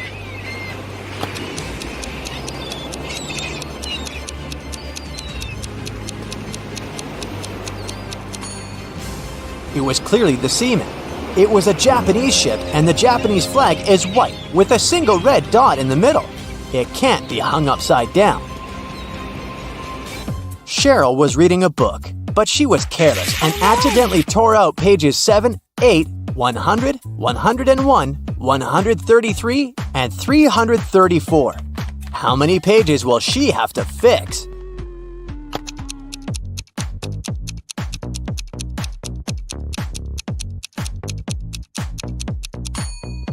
Just 4. 7 and 8, as well as 333 and 334, are just different sides of one page. A folder with extremely important documents disappeared from Detective Brown's office.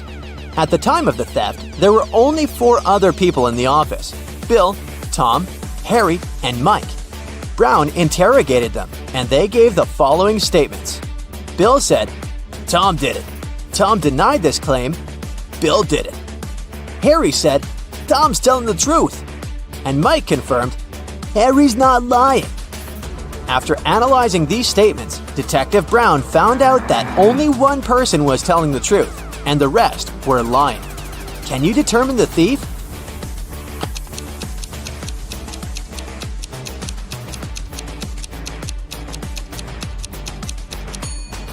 Tom is the thief, and Bill tells the truth. If Bill was the thief, both Tom and Harry would be telling the truth. If Harry was the criminal, none of the statements would be true. And if Mike was the thief, none of the statements would be true either. Your friends complain that every day they have an egg spinning competition with only raw eggs, and every day one particular boy wins. Your friends ask you to find out how he manages to do it. You start observing the boy spinning an egg when suddenly it drops to the floor. The boy goes and takes a broom to clean it up, as if it happens every day. You immediately understand why the boy always wins the daily competition. What's his secret?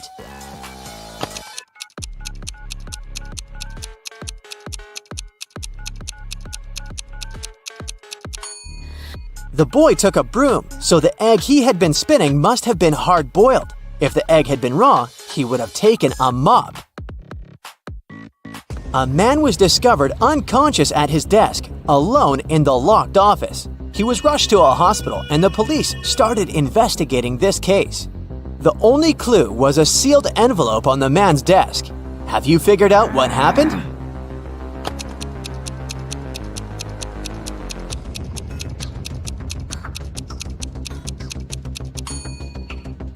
The envelope glue contained poison, and when the man licked the envelope to seal it, he got poisoned. A renowned chemist disappeared right from his lab. There was no evidence except a piece of paper lying on his desk. The names of 5 elements were scrawled across it hastily: nickel, carbon, oxygen, lanthanum, and sulfur. The guards reported that 3 people had visited the chemist that day: his sister Laura, his colleague Nicholas, and his wife Tessa. The criminal was arrested immediately. Who was it?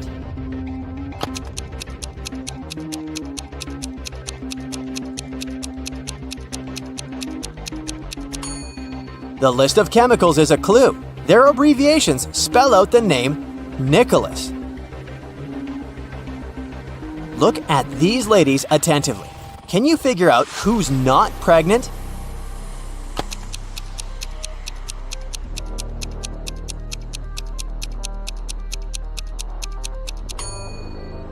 It's the one wearing a green dress. This person has big feet and is wearing a wig. It's actually a man trying to steal a watermelon. That's why he dressed up as a pregnant woman. Each of these 3 women claims she is this boy's mother, but who is the real mom?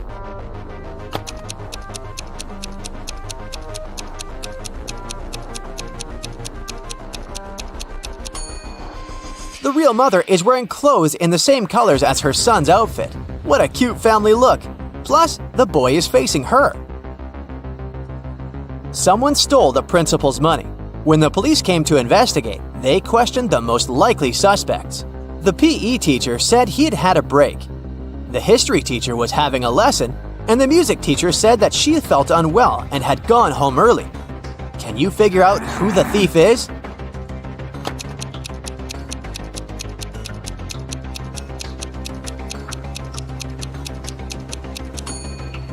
The music teacher is the thief. No.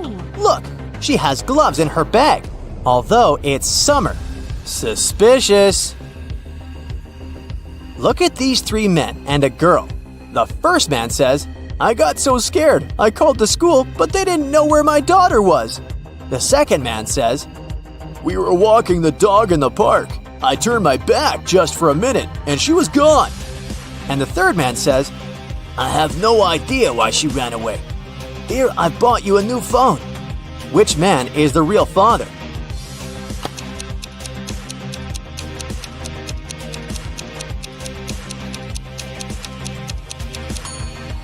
The second man is the father.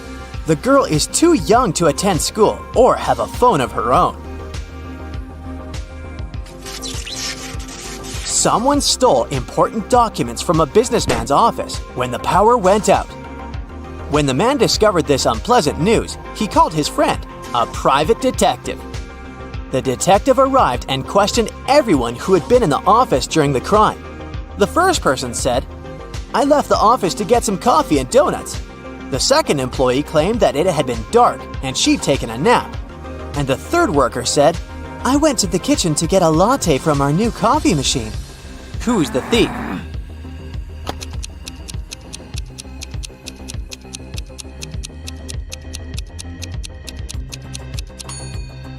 The third person's a liar. He wouldn't have been able to use a coffee machine without electricity. The man had lost his memory, and while each of these 3 women claim she's his wife, he can't figure out who's telling the truth. Can you help him?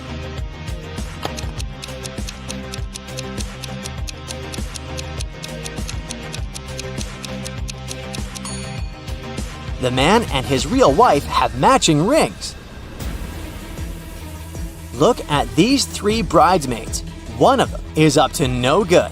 She has spoiled the bride's dress. Can you figure out which one it was?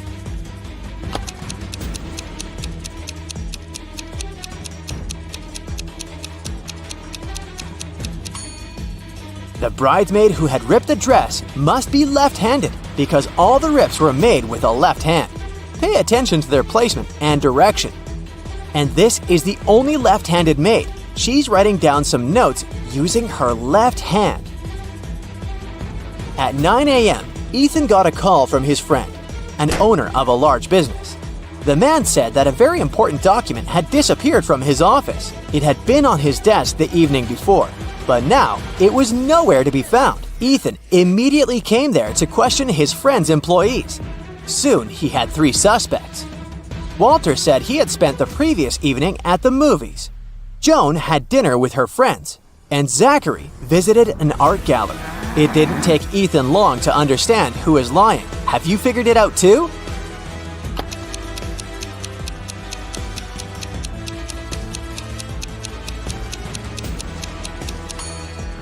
It was Walter. His ticket isn't torn. It means he didn't enter the movie theater. Olivia called the police. She told them someone had broken into her house, tied her up, and taken all her money and valuables. When the officers arrived, the entrance door was open. And Olivia was indeed tied to a chair, and still, the detectives didn't believe her story. Why?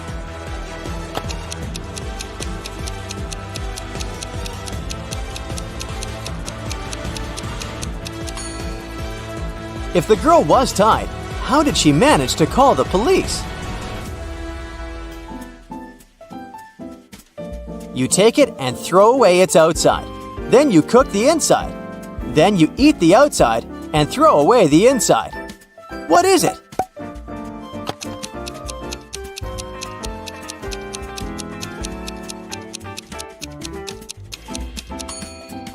You've just eaten a corn cob.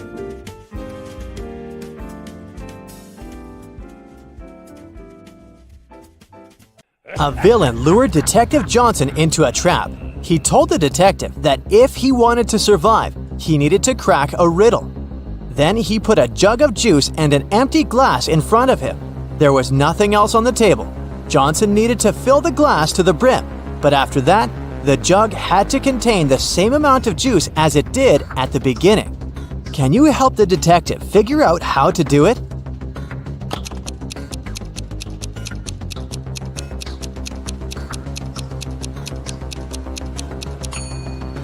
It's very simple.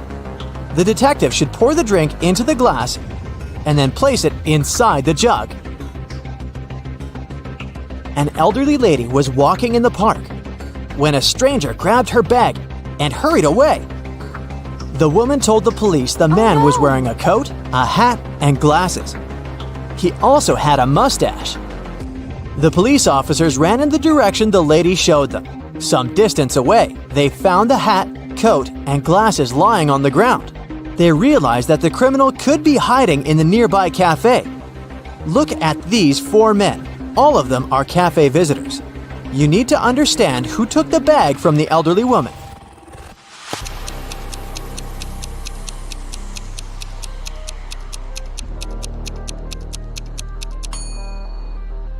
It can't be the man in a hat or the one wearing a coat. The criminal also got rid of his glasses, so it can't be the man in the corner. It means that the man wanted by the police is the one on the right. He has a small wound on his upper lip. He must have gotten rid of his fake mustache in a hurry.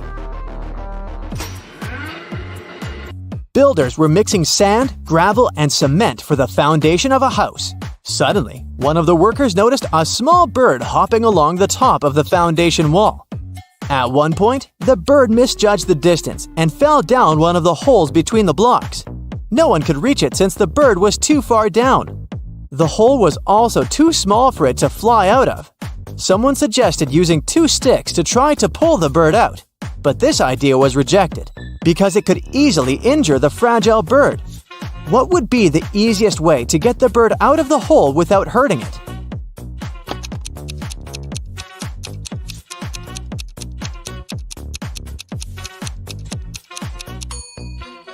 Since the workers have plenty of sand at hand, they can pour a little at a time into the hole.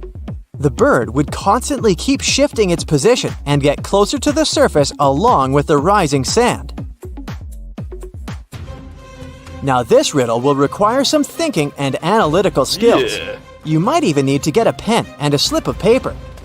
Listen attentively. 2 criminals were caught stealing. Detective Brightbrain suspects that the criminals are in cahoots. But this is just speculation, and there's no proof. The detective offers each of the criminals a deal. to rat on his comrade and get freedom for this. But the other criminal will be sentenced to 10 years in prison. If the criminal refuses to testify, he'll spend 6 months in prison for refusing to cooperate with the investigation. If both testify against each other, both will receive 2 years in prison. The criminals are isolated from each other and cannot communicate. It's in everyone's interest to reduce the time spent behind bars as much as possible. What decision should each criminal make? Make a deal with the investigation or remain silent?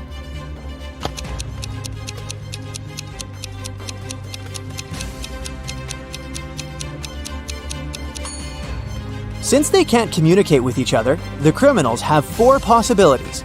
A is silent and B is silent. Equals each gets 6 months in prison. A is silent and B testifies. B is released and A is sentenced to 10 years. A testifies and B is silent equals A is released and B is sentenced to 10 years. A testifies and B testifies equals both get imprisoned for 2 years. If the suspects are not allowed to communicate, then they do not know what the other will choose.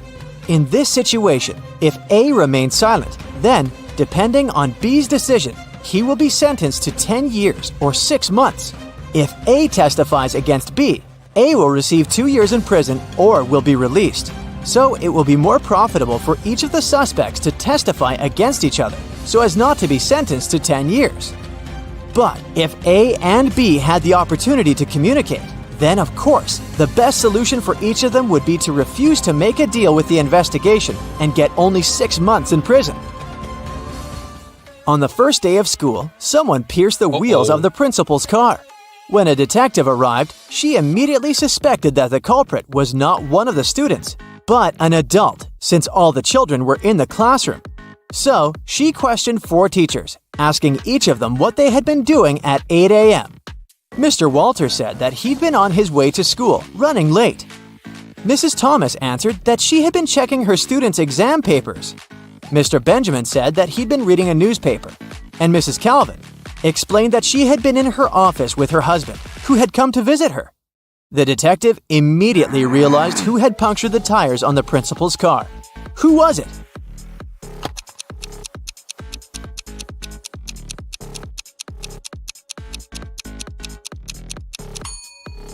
It was Mrs. Thomas. Oh, no. She couldn't be checking exam papers on the first day of school. Mary Levis was a famous detective. Once, she was gathering all available information on a tricky case. A well-known banker disappeared from his office. The detective had 5 suspects: Alice, Jack, Stephen, Nicholas, and Maria. The thing is, on the banker's table, Mary found a diary with several entries. The latest entry said, "At 10 o'clock, I have a meeting with Maria. The next day, at 1 o'clock, I have to meet with Nicholas. And on June 3rd, I have an $11 million deal with Stephen. It's important not to mix it up." After carefully examining the evidence, the detective realized who was behind the banker's disappearance. Who was it?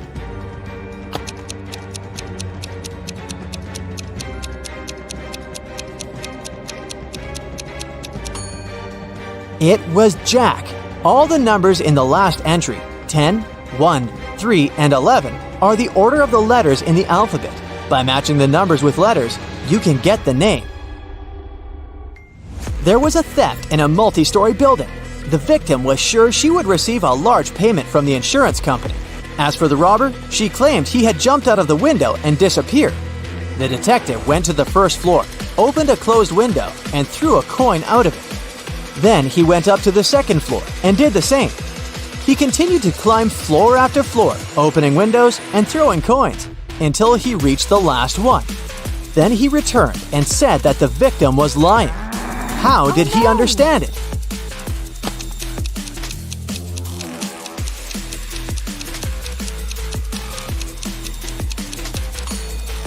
The detective had to open every window on every floor. If the robber had jumped out on his own, he wouldn't have been able to close the window behind him. He had an accomplice, and most likely, it was the victim who wanted a payout from the insurance company. Jake and his friend Jonathan likes challenging each other. One would suggest something they could do, and the other would prove it wrong somehow. One day, Jake surprised Jonathan by stating, "I can answer any question in the world." Jonathan was sure that he could win the challenge, so he accepted the task of proving it wrong. He wrote up a test full of super hard questions. After a while, Jake returned the test. Jonathan lost the challenge. He had to admit that Jake could indeed answer any question. How did Jake win?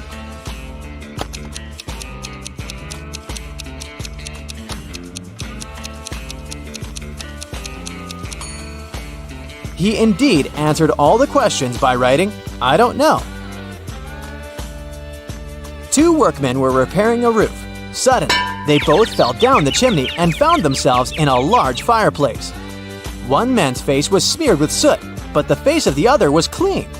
The second man washed his face, but the worker whose face was dirty didn't, and just went back to work. Why?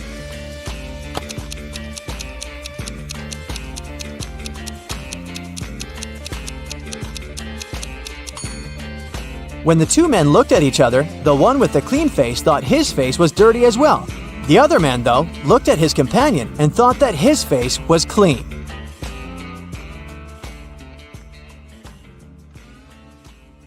Becky attended her high school reunion last weekend. Hello! All of her friends seemed to be doing really well in life. Connor showed up wearing clothes from expensive brands. Hello! Matilda had not just one, but two of the latest smartphones. Oh! Tom showed up in a fancy sports car, and Beth was wearing a luxurious watch on her wrist. Take a good look at Becky's friends. Can you tell who is really rich?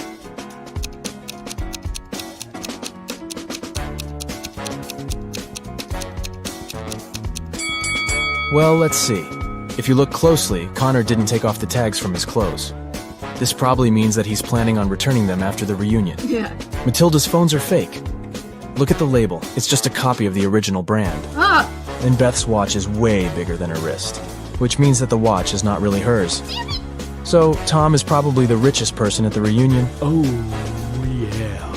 Amy's favorite band is in town, and she really wants to go to their concert. She asks her stepmother if she can go, but she says she will only allow Amy to go if she does a series of things for her. Oh! The first thing the stepmother asks is for Amy to bring her some water in a colander. To get this right, Amy needs to think outside the box. Okay. Can you help Amy figure out how she can do that?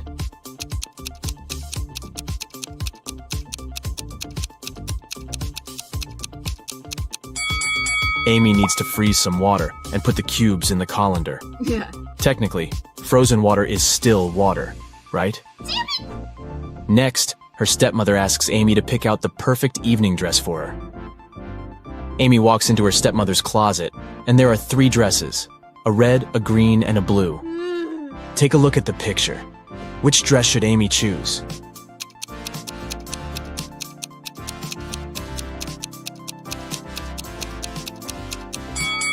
If you look closely, the button on the blue dress is about to come off.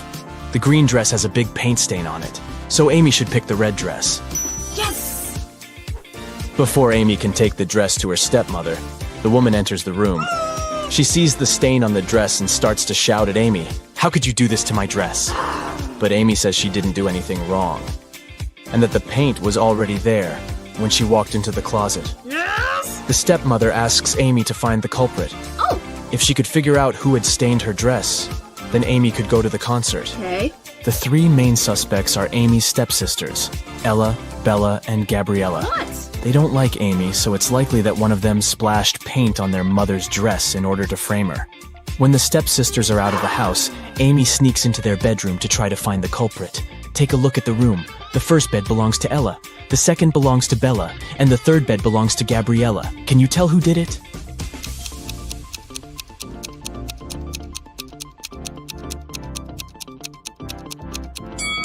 It was Gabriella. Her bed is the third one on the left.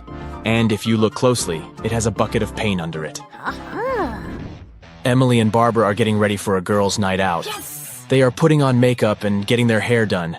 They have pretty similar tastes, and their things look pretty much the same. But one of them has more money than the other. Oh! Looking at the image, can you tell which one has the more expensive stuff?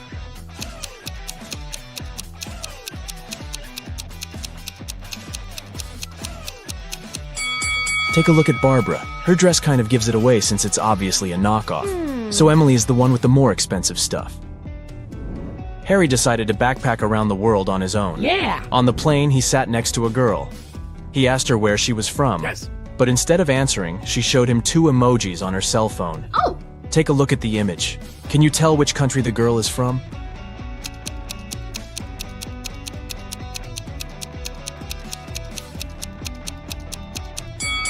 Let's see.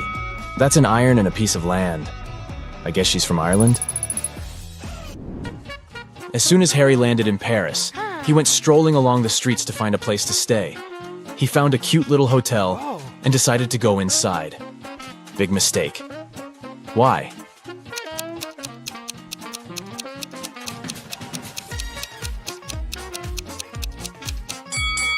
Take a look at the window on the last floor. It looks like there's a ghost. Yikes. I'd look for another place to stay if I were him. After he found a better hotel to stay in, he decided to get lunch. He ordered the classic French onion soup. But when his dish came, it was filled with cockroaches. He called the restaurant's manager to tell them about the incident. The manager said, "This is unacceptable. I will find the person who did this and fire them immediately." There were 3 suspects. The cook said that he had prepared the soup as usual. It was okay when he passed it to the waiter. The waiter said that he hadn't touched the soup. He just served it to Harry and hurried to take the order from another table. The manager also questioned the cleaner, who said that he had spent the last hours cleaning the bathroom and had no idea what the fuss was about. Can you tell who is guilty?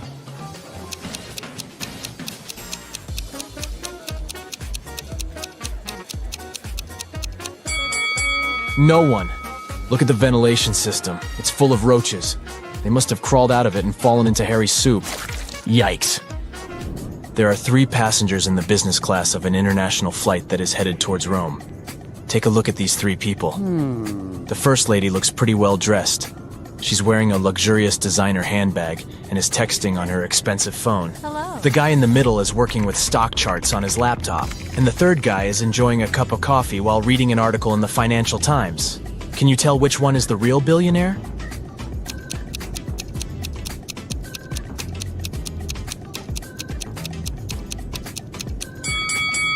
Let's see. The woman may look well dressed, but if you see the tag on her clothes, it says 100% polyester. It's unlikely that a billionaire would wear something like this. The guy working with stock charts is wearing old, ripped shoes. I doubt that's a fashion choice, so he's probably not a billionaire. Oh. That leaves us the last guy. If you look closely, the article he is reading is about him. The title of the article is The World's Newest Billionaire. Oh, yeah. I guess we found our guy, huh?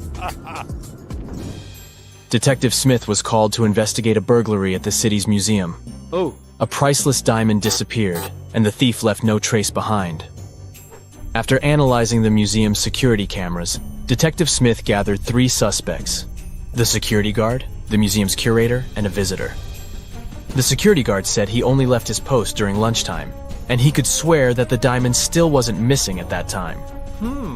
The museum curator spent the day guiding a tour of the museum for a foreign group.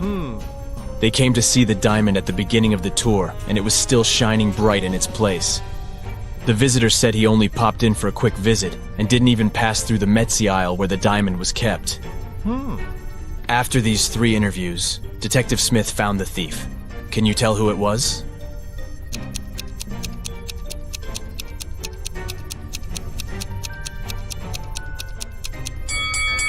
It was the visitor. First of all, he knew the exact location of the diamond inside the museum. Plus, take a look at that string he's fiddling with in his left hand. Detective Smith pulled it from under his sleeve and voila, the diamond was attached to it. I guess he didn't have time to go home and get rid of the diamond, huh? Julie and her friends decided to spend the weekend at a cabin in the woods.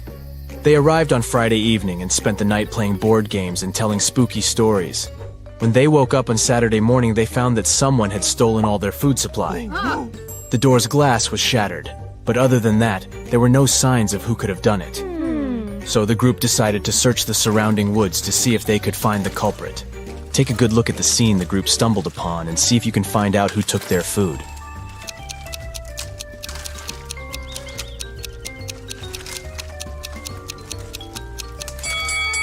What's that at the left corner? Those look like bear footprints, huh? And not just one, but rather an entire family of bears. Oh, and they even left an Oreo wrapper on the ground as evidence. Yep, these grizzlies were the culprits for sure.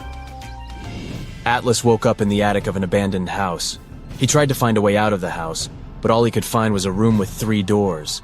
Each door hid a different danger.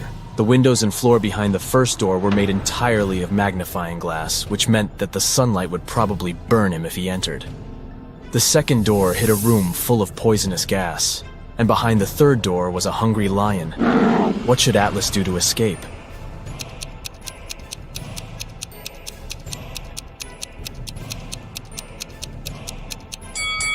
He should wait until it's nighttime and use the first door. Sydney told her mom that her gymnastics team would go to a sports camp for the weekend. She asked her mom to help her pack a bag for the trip. Her mother packed everything she thought her daughter would need. When Sydney came back from the weekend, she was telling her mother all about the trip. But somewhere during the conversation, she asked her mother why she hadn't packed a toothbrush. The mother immediately knew Sydney was lying about where she had really been that weekend. How?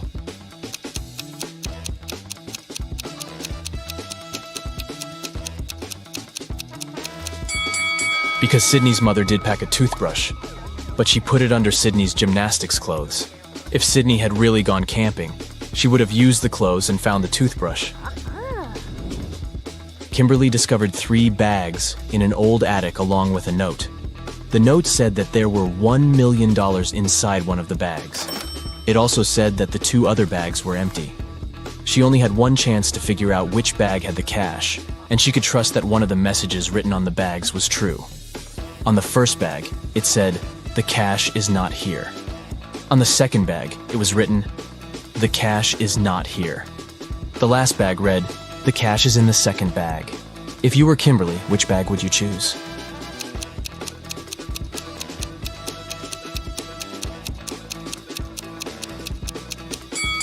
You should choose the first bag. If only one of the clues is true, then the money is in the first bag. The police have been after Mr. Burke for many years, trying to prove he's involved in illicit activities, but they never managed to catch him.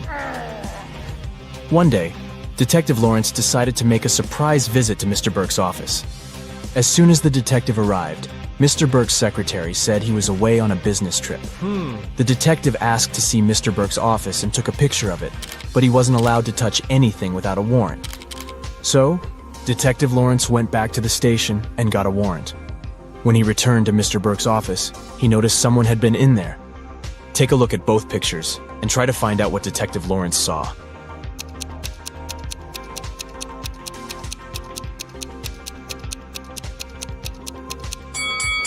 The desk lamp is tilted and the books are in different places. Someone definitely was in that room. Detective Lawrence decided to search Mr. Burke's entire office. In one room, he found there were footprints up until the middle of the room, and then they disappeared. The only window of the room was open. "Oh no!" Detective Lawrence shouted. "I can't believe he escaped again." He took a picture of the room and took it to the police station. At the station, he showed the picture to the other detectives, and one of them said he had cracked the case. Take a look at the picture. How did the detective solve the case?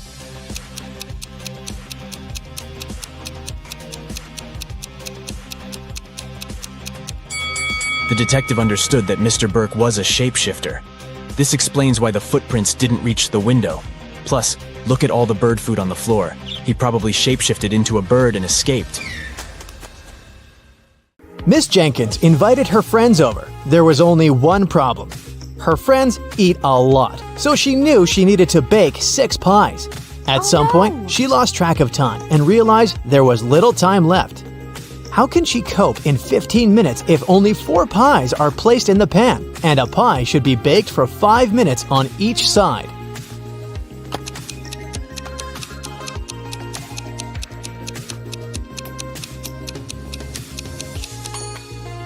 Here's how she can do that. She puts 4 pies for 5 minutes and turns over 2 pies. Then she removes 2 pies and puts 2 new ones, not yet fried, once again for 5 minutes. Next, she removes 2 pies, turns 2 of them, and puts 2 underdone ones from the first batch, which will take 5 minutes. Bon appetit! Water lilies grow in the pond. They multiply quite quickly, doubling the area of distribution every day. In 48 days, the pond will be completely covered with water lilies. In how many days will the water lilies cover half the pond?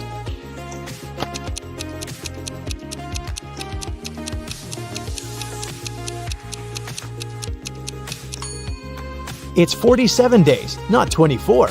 If the number of water lilies doubles every day, then it takes them 48 days to cover the entire pond. It's logical that they will occupy half the pond the day before that. Mr. Richardson, a math professor, decided to treat his friends to his signature vegetable salad. To do this, he needed 3 bell peppers and the same number of tomatoes. He also needed fewer cucumbers than tomatoes, but more than radishes. How many vegetables did the professor use in the salad?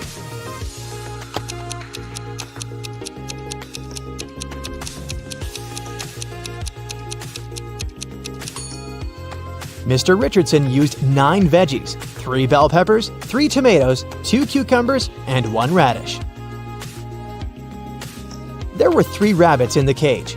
3 girls asked for 1 rabbit each. Each girl was given a rabbit, and yet there was still 1 rabbit left in the cage. How did it happen?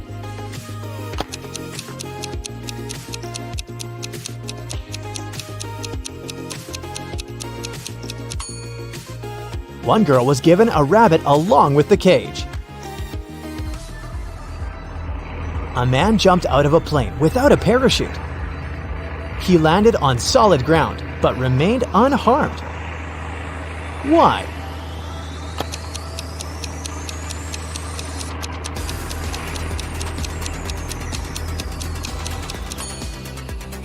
The plane was on the ground.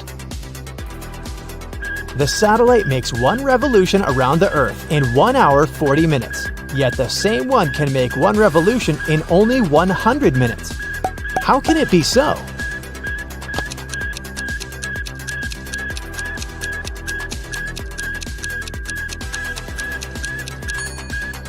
"100 minutes is 1 hour and 40 minutes. Gotcha!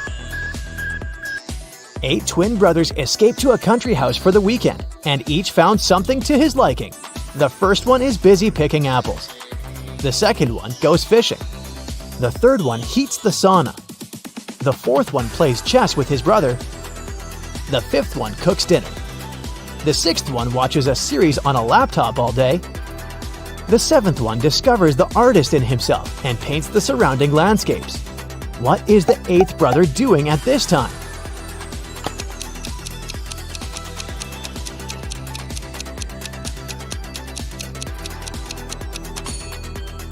Well, he plays chess with the 4th brother.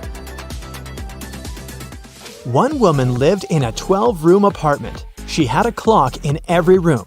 One Saturday evening, at the end of October, she changed all her clocks to wintertime and went to bed. When she woke up the next morning, she found that only 2 dials showed the correct time. Why?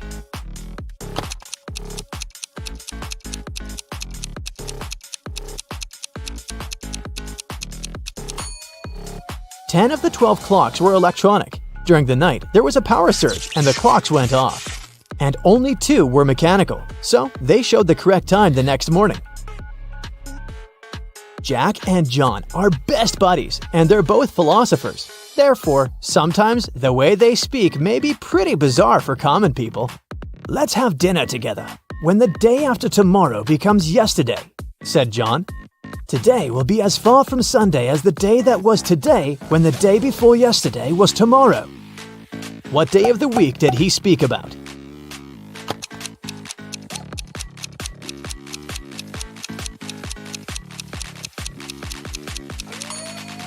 It's Sunday. Luckily, Jack could easily interpret what his friend wanted to say, so they had a nice dinner together.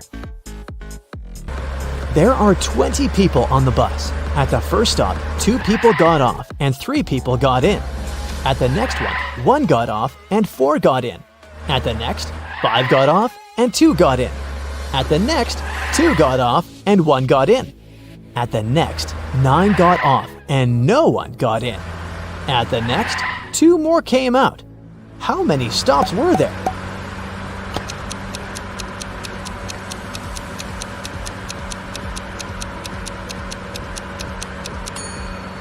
There were 6 stops. Samantha and Julie wanted to have a peaceful Sunday afternoon. They decided to have a hot air balloon ride and headed to the park. The instructor offered them to choose which one they wanted to ride, a blue one, a green one, or a yellow one. Samantha loves the blue one. No surprise, look at her clothes. And Julie wants to go for the green one. Which girl isn't very attentive?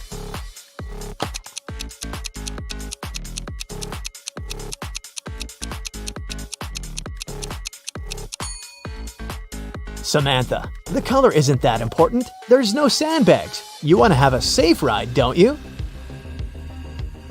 Somebody was stealing important documents from the office. The guards didn't see anyone. Neither did the secretary. The boss decided to install the security cameras to find out who was doing it. They checked the footage carefully and found out who it was. Can you guess?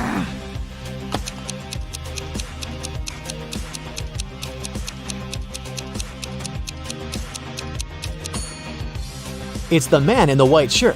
When he went out of the office, he had 2 folders in his hand. At the beginning of the day, he had only one.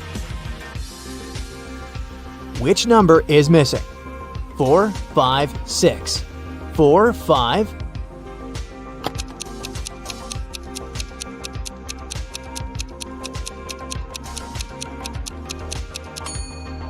The number 7 is missing. The subsequent number of 456 is 457. Imagine you've just entered a pitch-black room. There's an oil lamp, a newspaper, and some wood kindling inside the room. You have only one match. You have to make a tough choice. What to light first?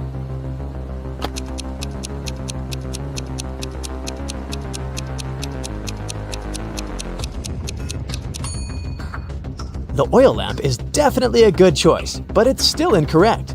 First of all, you'll need to light the match. Ted Thompson, who didn't really like modern art, rushed into the city gallery and caused millions of dollars worth of damage to several paintings. Yet, the manager of the gallery thanked Mr. Thompson for his actions. How come?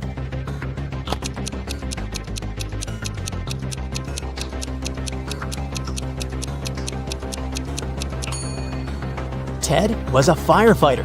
The water from his hose damaged several masterpieces, but he still managed to extinguish the fire and save many more exhibits. Once upon a time, in a spooky forest, there were 7 trolls who were all brothers. They were all born 3 years apart. The youngest troll is 100 years old now. How old is his oldest brother?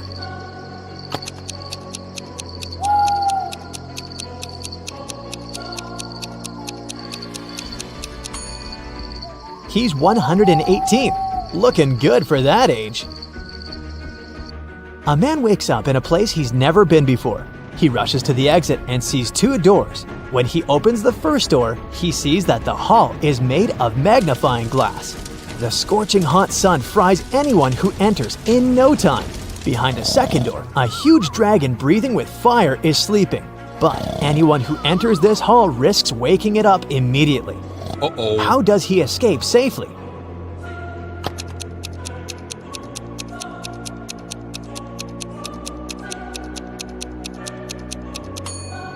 He needs to wait for dusk, so there's no sun, and he can easily get out of that place. Detective Cooper needed to find out the very last piece of missing information in the case he's been dealing with lately. He finally got to the office where secret documents were hidden. To open the door, he needs to choose the right button. There are 3 of them, a yellow one, a green one, and a blue one. Which one should the detective choose?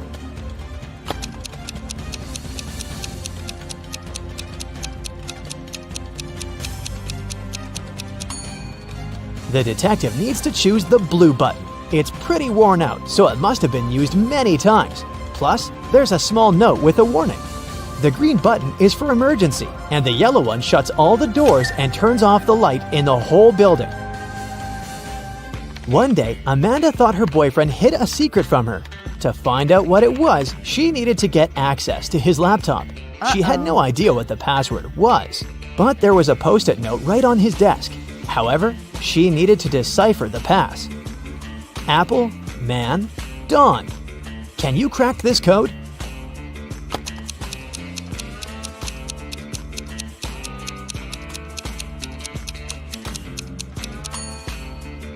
Right, it's Amanda. Her name is the code. By the way, the secret he was hiding was the birthday present Eric was choosing for her. Hey, never do what Amanda did. It's pretty mean to snoop on someone.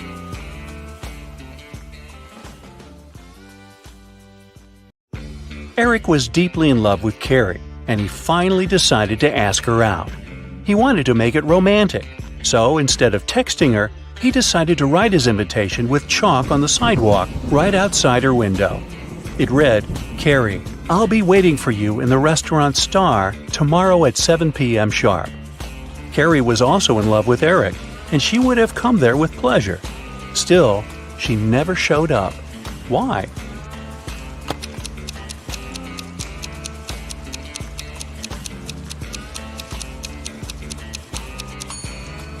Thing is, the rain started, and the invitation was washed away. Carrie simply didn't see it. I hope they work things out. Allison got lost in a forest and stumbled upon an old house. When she entered it, she saw a witch. She wasn't evil, though, so she said she could help Allison find a way home if she cracked a riddle. The witch asked Allison, "What kind of room can you neither enter nor leave?" Allison was smart, so she gave the right answer. "Can you crack it too?"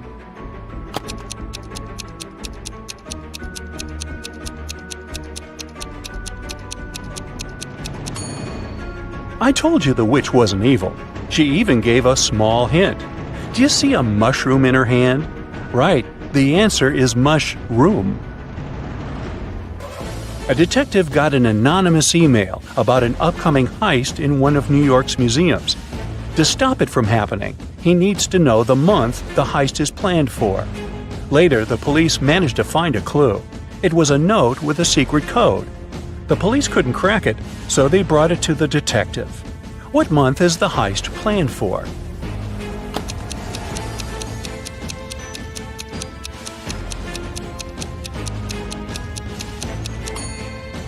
The detective cracked the code almost immediately.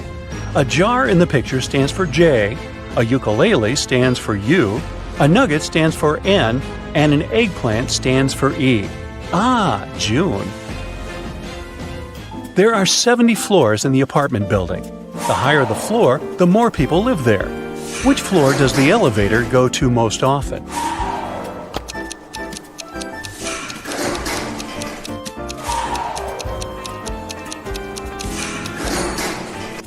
It's the first floor. The residents of all floors go down to the first floor. A luxurious spa center got an anonymous call.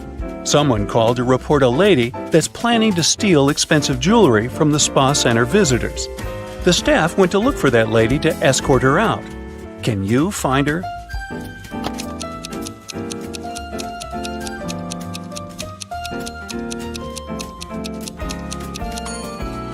Look, there's a lady having a pedicure. She doesn't look suspicious, but she's the only one who's not wearing a special bracelet. Security! The other day, Kelly was rummaging around her auntie's attic when she accidentally stumbled upon 5 short chains, each made of 4 silver links. She thought it could be great if she combined them all into one big chain of 20 links. When she went back to town, she brought those tiny chains to a jeweler. He told her it would cost $5 for each silver link that he would have to break and then reseal. How much will the chain cost?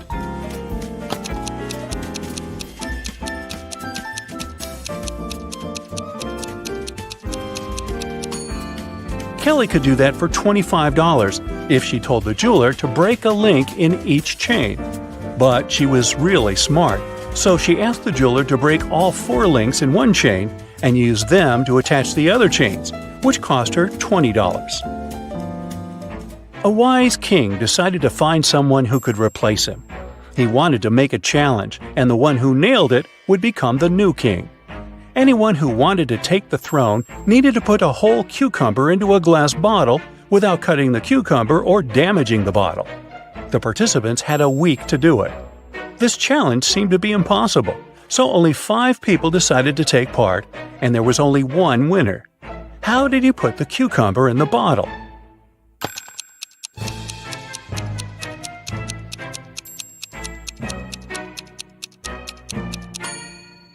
He placed a baby cucumber, still on its stem, into the bottle.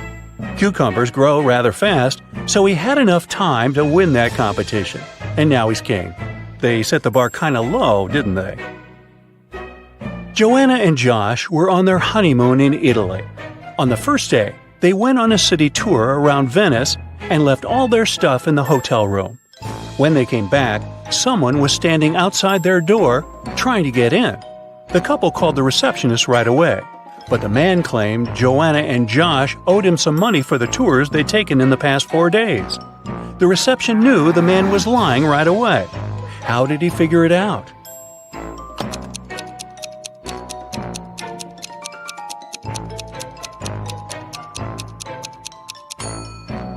It was the couple's first day in the hotel. There's a barrel of water in the yard. You look inside and say that it's more than half full, but your friend argues that it's less than half full. How can you figure out who's right without using any measuring tools or removing water from the barrel?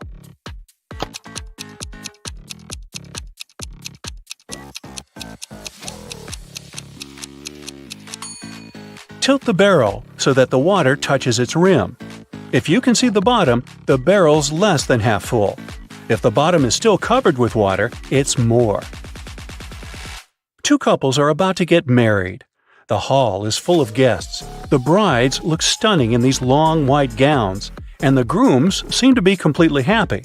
All of a sudden, one of the guests notices there's something wrong with one of the couples. Can you guess what?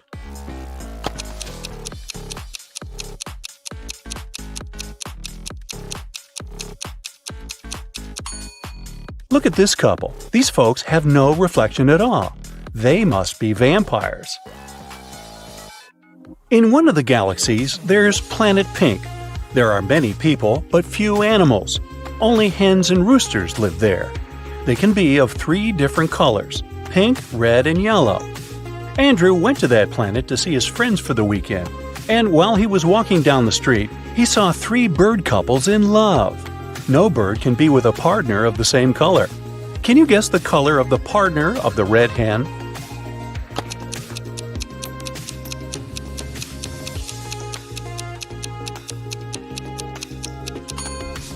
It's the yellow rooster. The red hen can't go out with the red one, and the pink rooster, as you see, is madly in love with the yellow hen.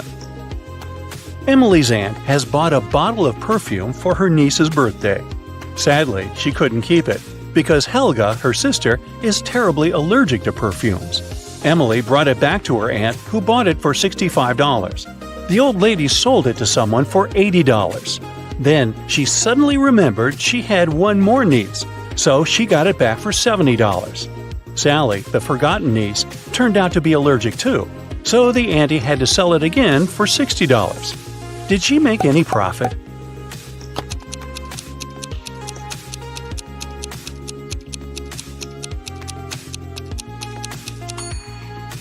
Yep, she made $5 and grabbed a Frappuccino for the same amount. You're trapped in a room that's slowly getting filled with water coming from a faucet in the wall. There are no windows in the room, and the door is sealed shut. You have a mop and a big bucket. So how are you going to get yourself out of this one?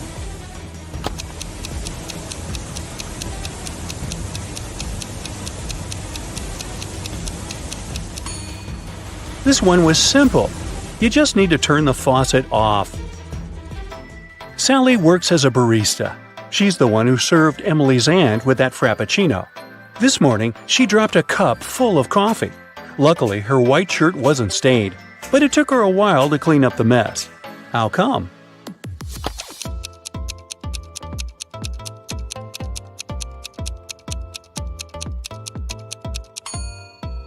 There were coffee beans in the cup. They ended up right under the counter. After the bank had been robbed, the police found the money in the park among cacti. The police officers arrested all the suspects, and they almost immediately figured out who the bank robber was. Can you do the same in 10 seconds?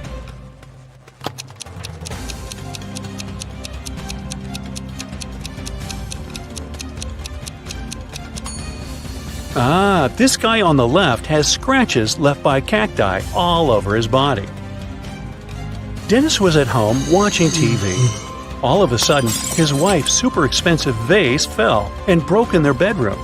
He ran into the room in time to see a stranger jump out the window and run away. Dennis tried to chase him, but his glasses fogged up because of the cold. That's why he couldn't identify who it was. When the police arrived, they listened to his story and immediately knew he was lying. Dennis made this story up not to tell his wife that he had broken the vase. How did they know this?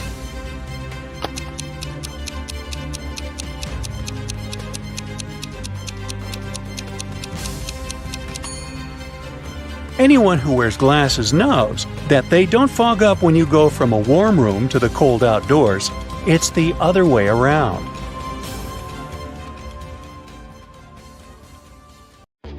Now, Mary and John are an ordinary young couple. One day they decided to go out of town and spend some time in nature, so they jumped in the car. While they were driving, they suddenly saw 4 hitchhiking people at a gas station. But most of them looked pretty suspicious. There was a man in tattered clothes, a woman wearing a cape, a man with a sullen face, and a teenage girl. Who should they give the ride to?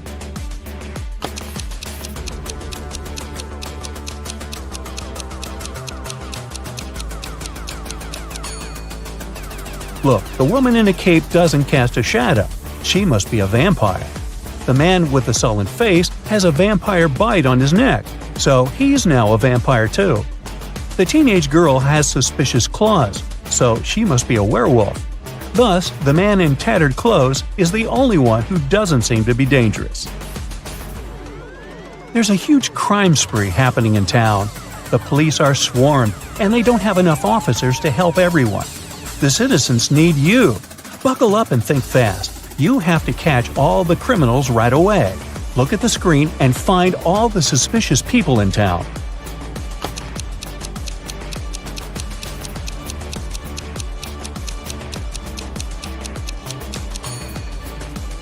There are only 2 of them, actually. First off, look at this lady. Why would she wear 3 wristwatches at the same time? These must be stolen. And since she has no bag or pockets, she had to put them all on her wrist. Next, there's this bearded man. Seems like he's got a lot of jewelry hidden in his beard. Oh, that's a weird construction. Paula and Jeremy have been married for 5 years already. They had a perfect relationship and everything was great. One day, Jeremy had to leave for a business trip for a week. However, he came back home unexpectedly 2 days later. Paula instantly realized that it wasn't Jeremy and called the police.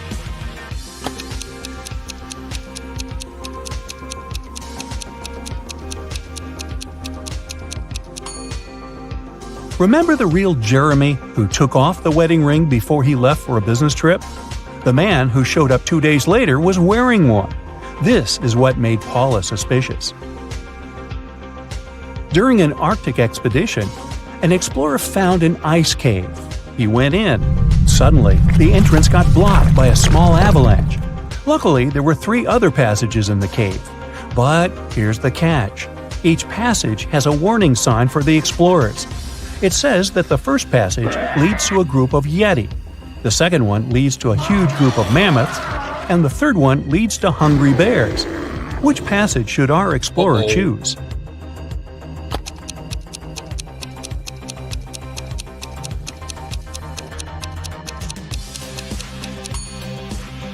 Those warning signs must be a bit outdated. Mammoths went extinct long ago, so passage 2 must be the safest option.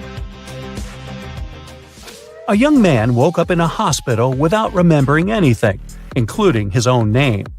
Beside his bed, there were 3 men, each of them claiming to be this young man's brother. Suddenly, the young man had a couple of flashbacks from his childhood, and he clearly remembered that he only had one brother. Who is his real brother?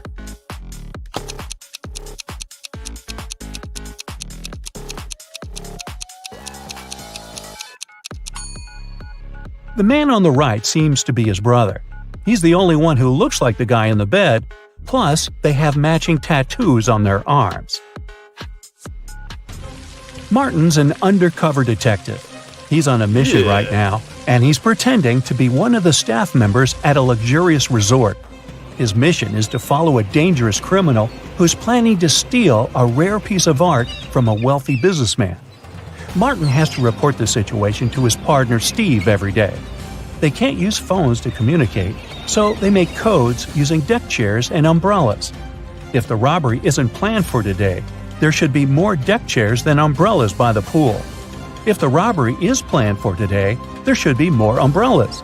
Today, Steve's flying in a helicopter over the pool to check the situation.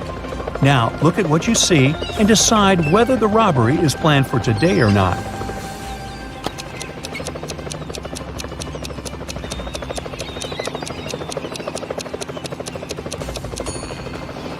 Yes, the robbery is planned for today. There are 5 umbrellas and only 4 deck chairs. Jessica has a twin sister, Allison. Their relationship is far from perfect, and Allison always plays mean tricks on Jessica. Today is the prom, and Jessica has 3 nice dresses to choose from: a green one, a blue one, and a pink one. But when she opened her wardrobe, she saw it was a terrible mess. That must have been another nasty prank from Allison. So, what dress should Jessica wear?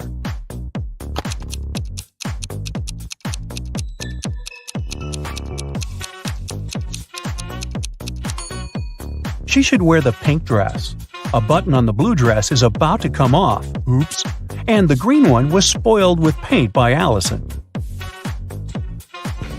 Alright, a couple of short riddles to give you a break. Ready? There's something all the people in this world do simultaneously. Disclaimer, it's not about breathing. So what is it?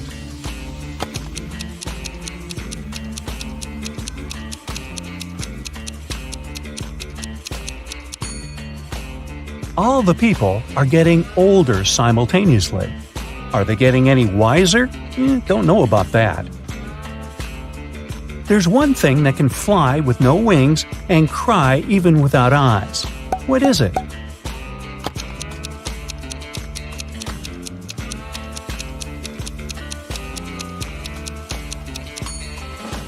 It's a cloud. What can you see with your eyes closed?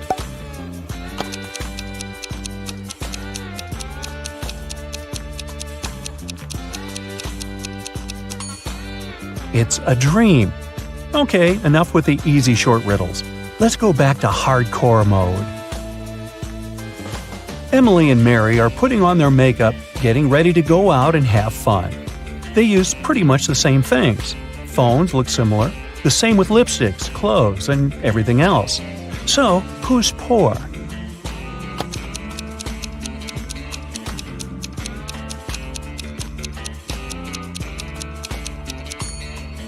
Take a closer look at Emily. Her dress kind of gives her away, since it's an obvious knockoff. A green apple costs $1, a red one costs $2, and a blue one costs $3. What apples and how many of them did Frank buy, if we know he spent $3 and 2 bills only?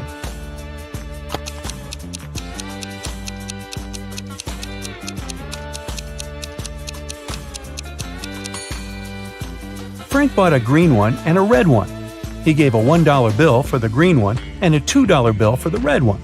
Yeah, he could have grabbed the blue one and given the same 2 bills, but blue apples just don't exist. 3 Fen, also pronounced 3 friends, fell asleep under a tree in the countryside. While they were resting, a guy passing by painted mustaches on their faces. Once the men woke up, they started to laugh. But then, all of a sudden, they stopped. Why?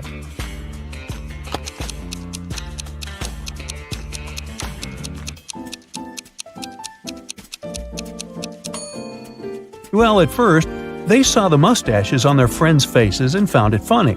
But then, they realized their friends were laughing too. It meant that they had mustaches on their faces as well. Aunt Jean is a huge fan of cats.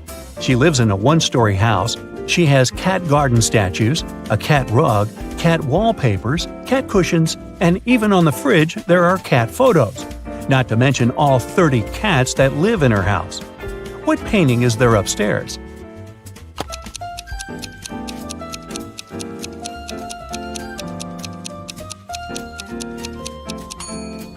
She lives in a one-story house, so there are no cat paintings upstairs.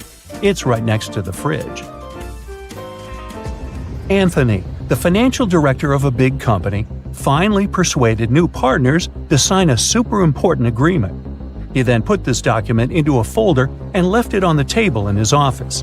When he arrived at work the next morning, the folder was gone. John gathered all the employees who were in the office at that time and asked them if they had noticed anything weird. The cleaning lady said that she had been busy washing the floor and hadn't paid attention to anything around. The designer explained that he hadn't left his working place even once. What's more, being an artist, he didn't have any interest in agreement documents.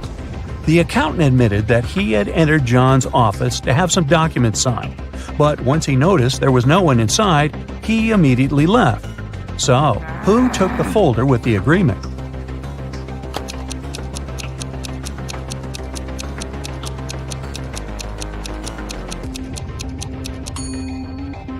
It was the designer. John never mentioned that the folder was gone. He just asked if they had noticed anything weird. How would he know that the missing folder had an agreement inside? Grounds for dismissal, I'd say. Hey Sherlocks, I really need your help here. So, take out your magnifying glasses and join me on this detective chase. Yeah. Look at this image. What's wrong here?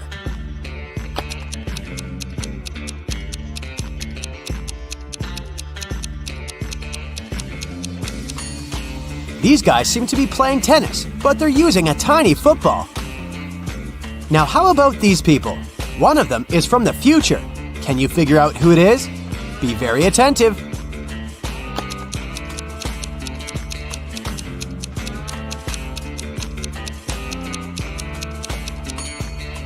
Right, it's this guy.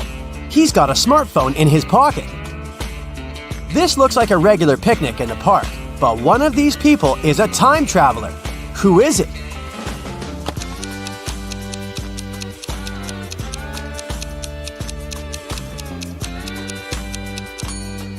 It's the guy with a USB port in his arm.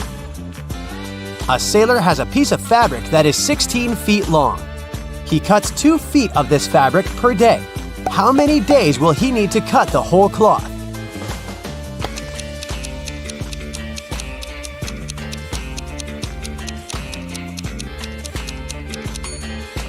Your first answer might have been 8 days, but in fact, the sailor will only need 7 days. The last remaining piece of fabric will be 2 feet long, and the sailor won't need to cut it.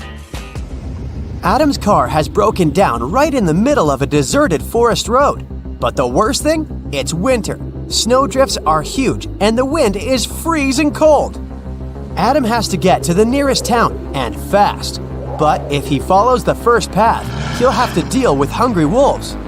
The second one goes through an area inhabited by bears. And if he takes the third road, he'll have to cross a river covered with thin ice. Which is the safest way?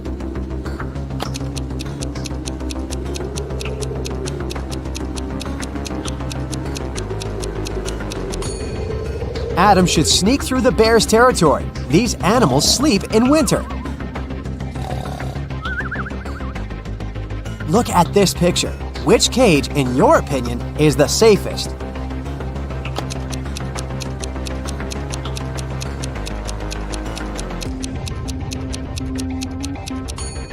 It's the last one. Even though a scorpion sting is painful, it's rarely life-threatening. The next tricky brain teaser for you. Can you figure out who has stolen her computer?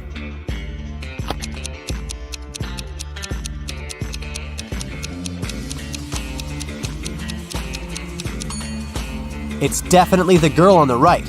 Look at the strange shape her hoodie has taken. One of these girls is a wanted criminal. But which one?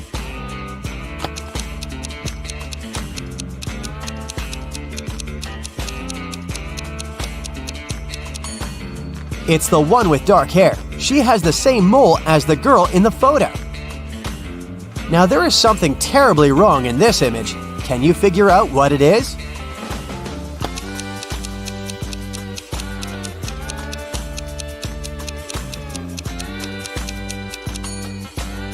Look at that snowdrift near the cactus on the right. It's a desert. What is a snowdrift doing there? Look at these people and try to figure out who will divorce soon.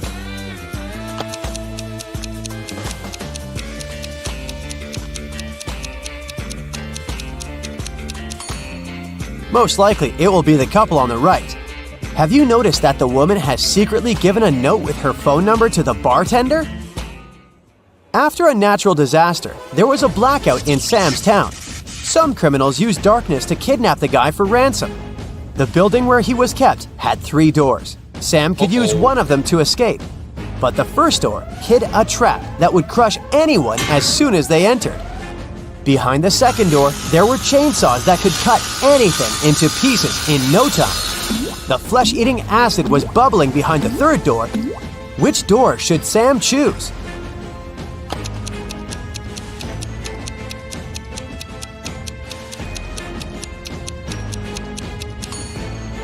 Chainsaws can't harm the guy because there's no electricity in the town, remember? Liza was a millionaire's daughter. She was fed up with her father trying to control her life, so she decided to run away from home. She took some money and the most discreet car she could find in the garage and left. The girl knew her father would send his people to bring her back. That's why she never stayed in one hotel for more than one night. One day, she found herself in a small town. It was getting dark, and she had no choice but to stop at the first hotel she saw. The receptionist said her room number was 710 and offered to show her where it was. Liza immediately grabbed her bag, ran out of the hotel, jumped in the car, and sped away. Why?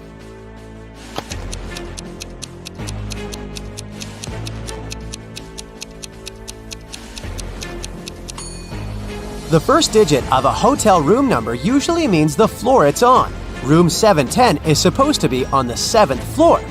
But the hotel has only 2 floors. This must be a trap. A tourist who didn't speak English came up to the ticket counter at a New York subway station.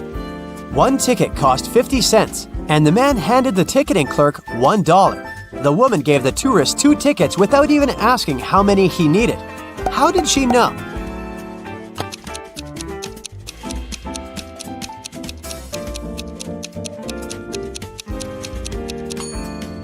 The tourist gave her 4 quarters, and she immediately realized that if he needed just 1 ticket, he would have just given her 2 quarters. Ice melts when you heat it, but if you heat me, I'll become solid. Can you figure out what I am?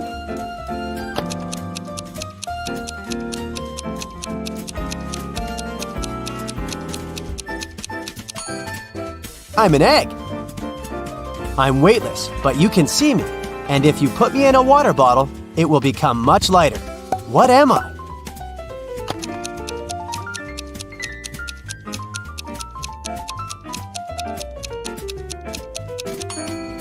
Right you are. I'm a hole.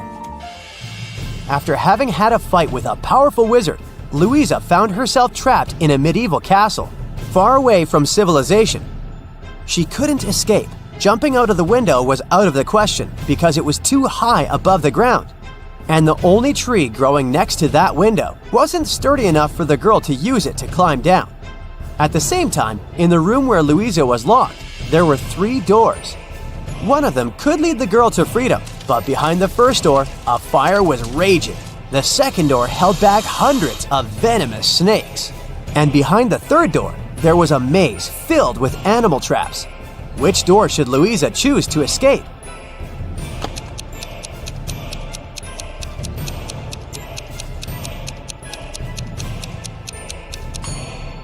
Louisa should break off a tree branch, turn it into a torch by lighting it in the first room, and then going through the maze. It won't be dark anymore, and the girl will easily avoid the traps. Now, your task is to crack a few rebus puzzles. Be very attentive and try to think outside the box. What does this mean?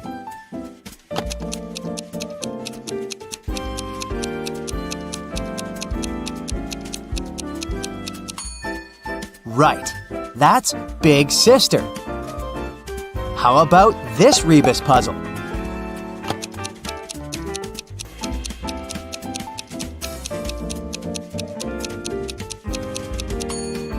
The correct answer is right between the eyes. Look at this one.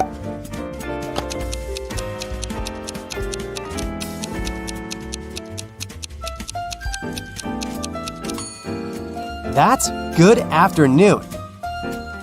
What can you fill if your hands are empty? Well, this is confusing. How can I fill anything if there's nothing in my hands? You'll probably be able to figure it out.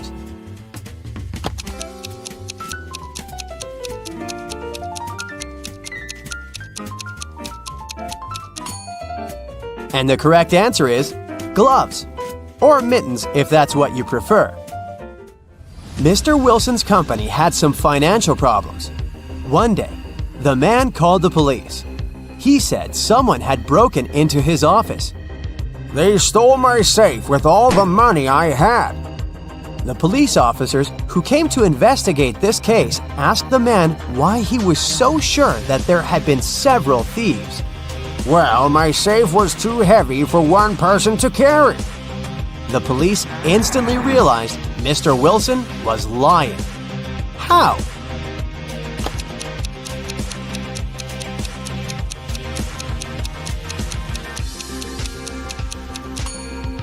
If the safe had been indeed so heavy, it would have left some dents on the carpet, but the floor covering is perfectly smooth.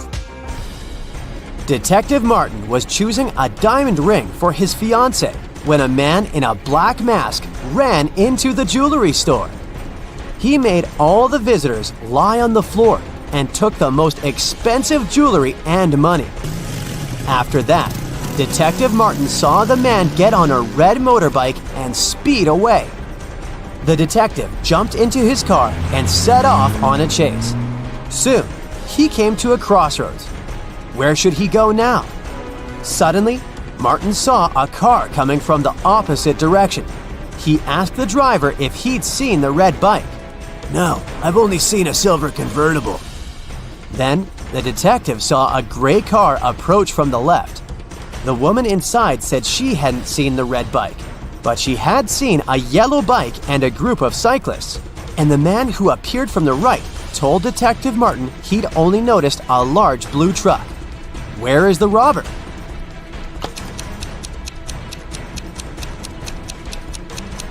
Yeah. The motorbike can only be inside the blue truck. Bob went scuba diving for his birthday. He got to see the rich marine life of Florida's ocean, but when he was down there, he hit his head on a coral reef. Now, it turned out that Bob was fine, except for the fact that he had lost a bit of his short-term memory. When he arrived home, there were 3 beautiful women waiting for him. Hey, it was his birthday. They all claimed that they were his wife. Well, take a look at the image. Can you help Bob figure out who is really his wife?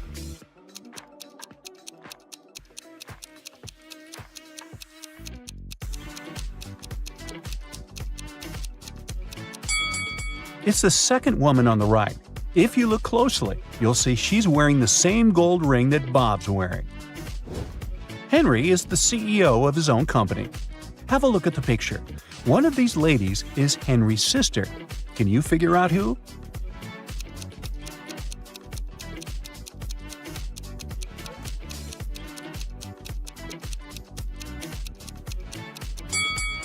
Although he's looking at the woman on the right, his sister is on the left. They both have the same birthmark on their necks. Good eye, if you caught that. There was a recent break-in at Mr. Frank's grocery store. Luckily, the security cameras captured everything. Mr. Frank called in Detective Harper to crack the case. Harper noticed one small but very important detail that solved the mystery. Take a peek at the images Detective Harper reviewed. Can you figure out who the thief is?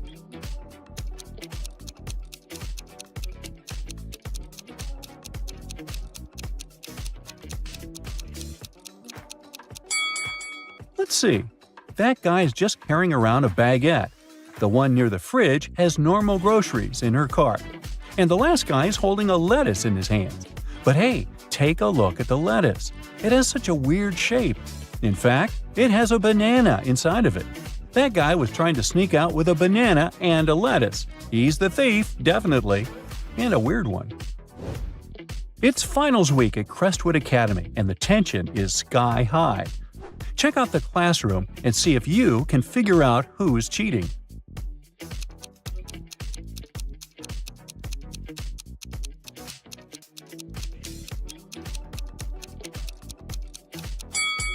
It's the student with the smartwatch. He's looking at his watch to get the answers to the exam. Mrs. Bells has 3 sons. She is the best cook in the family, and she loves to make her family amazing dinners. Her sons love her, but say she keeps giving the best food to her favorite son. Examine the image carefully. Can you figure out who is her favorite son?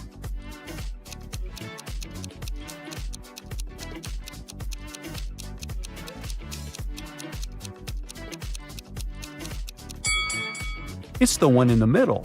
While all the other boys have a food plate in front of them, the little guy in the middle is already eating dessert. She gave him the best first. Bibi, Jenna, Miriam, and Jackie were called to the CEO's office for a meeting. It started to rain just before the meeting, and one of the ladies got in at the last minute. Their shoes got wet, and they stained the boss's carpet. Take a look at the image. Can you figure out who stained his carpet?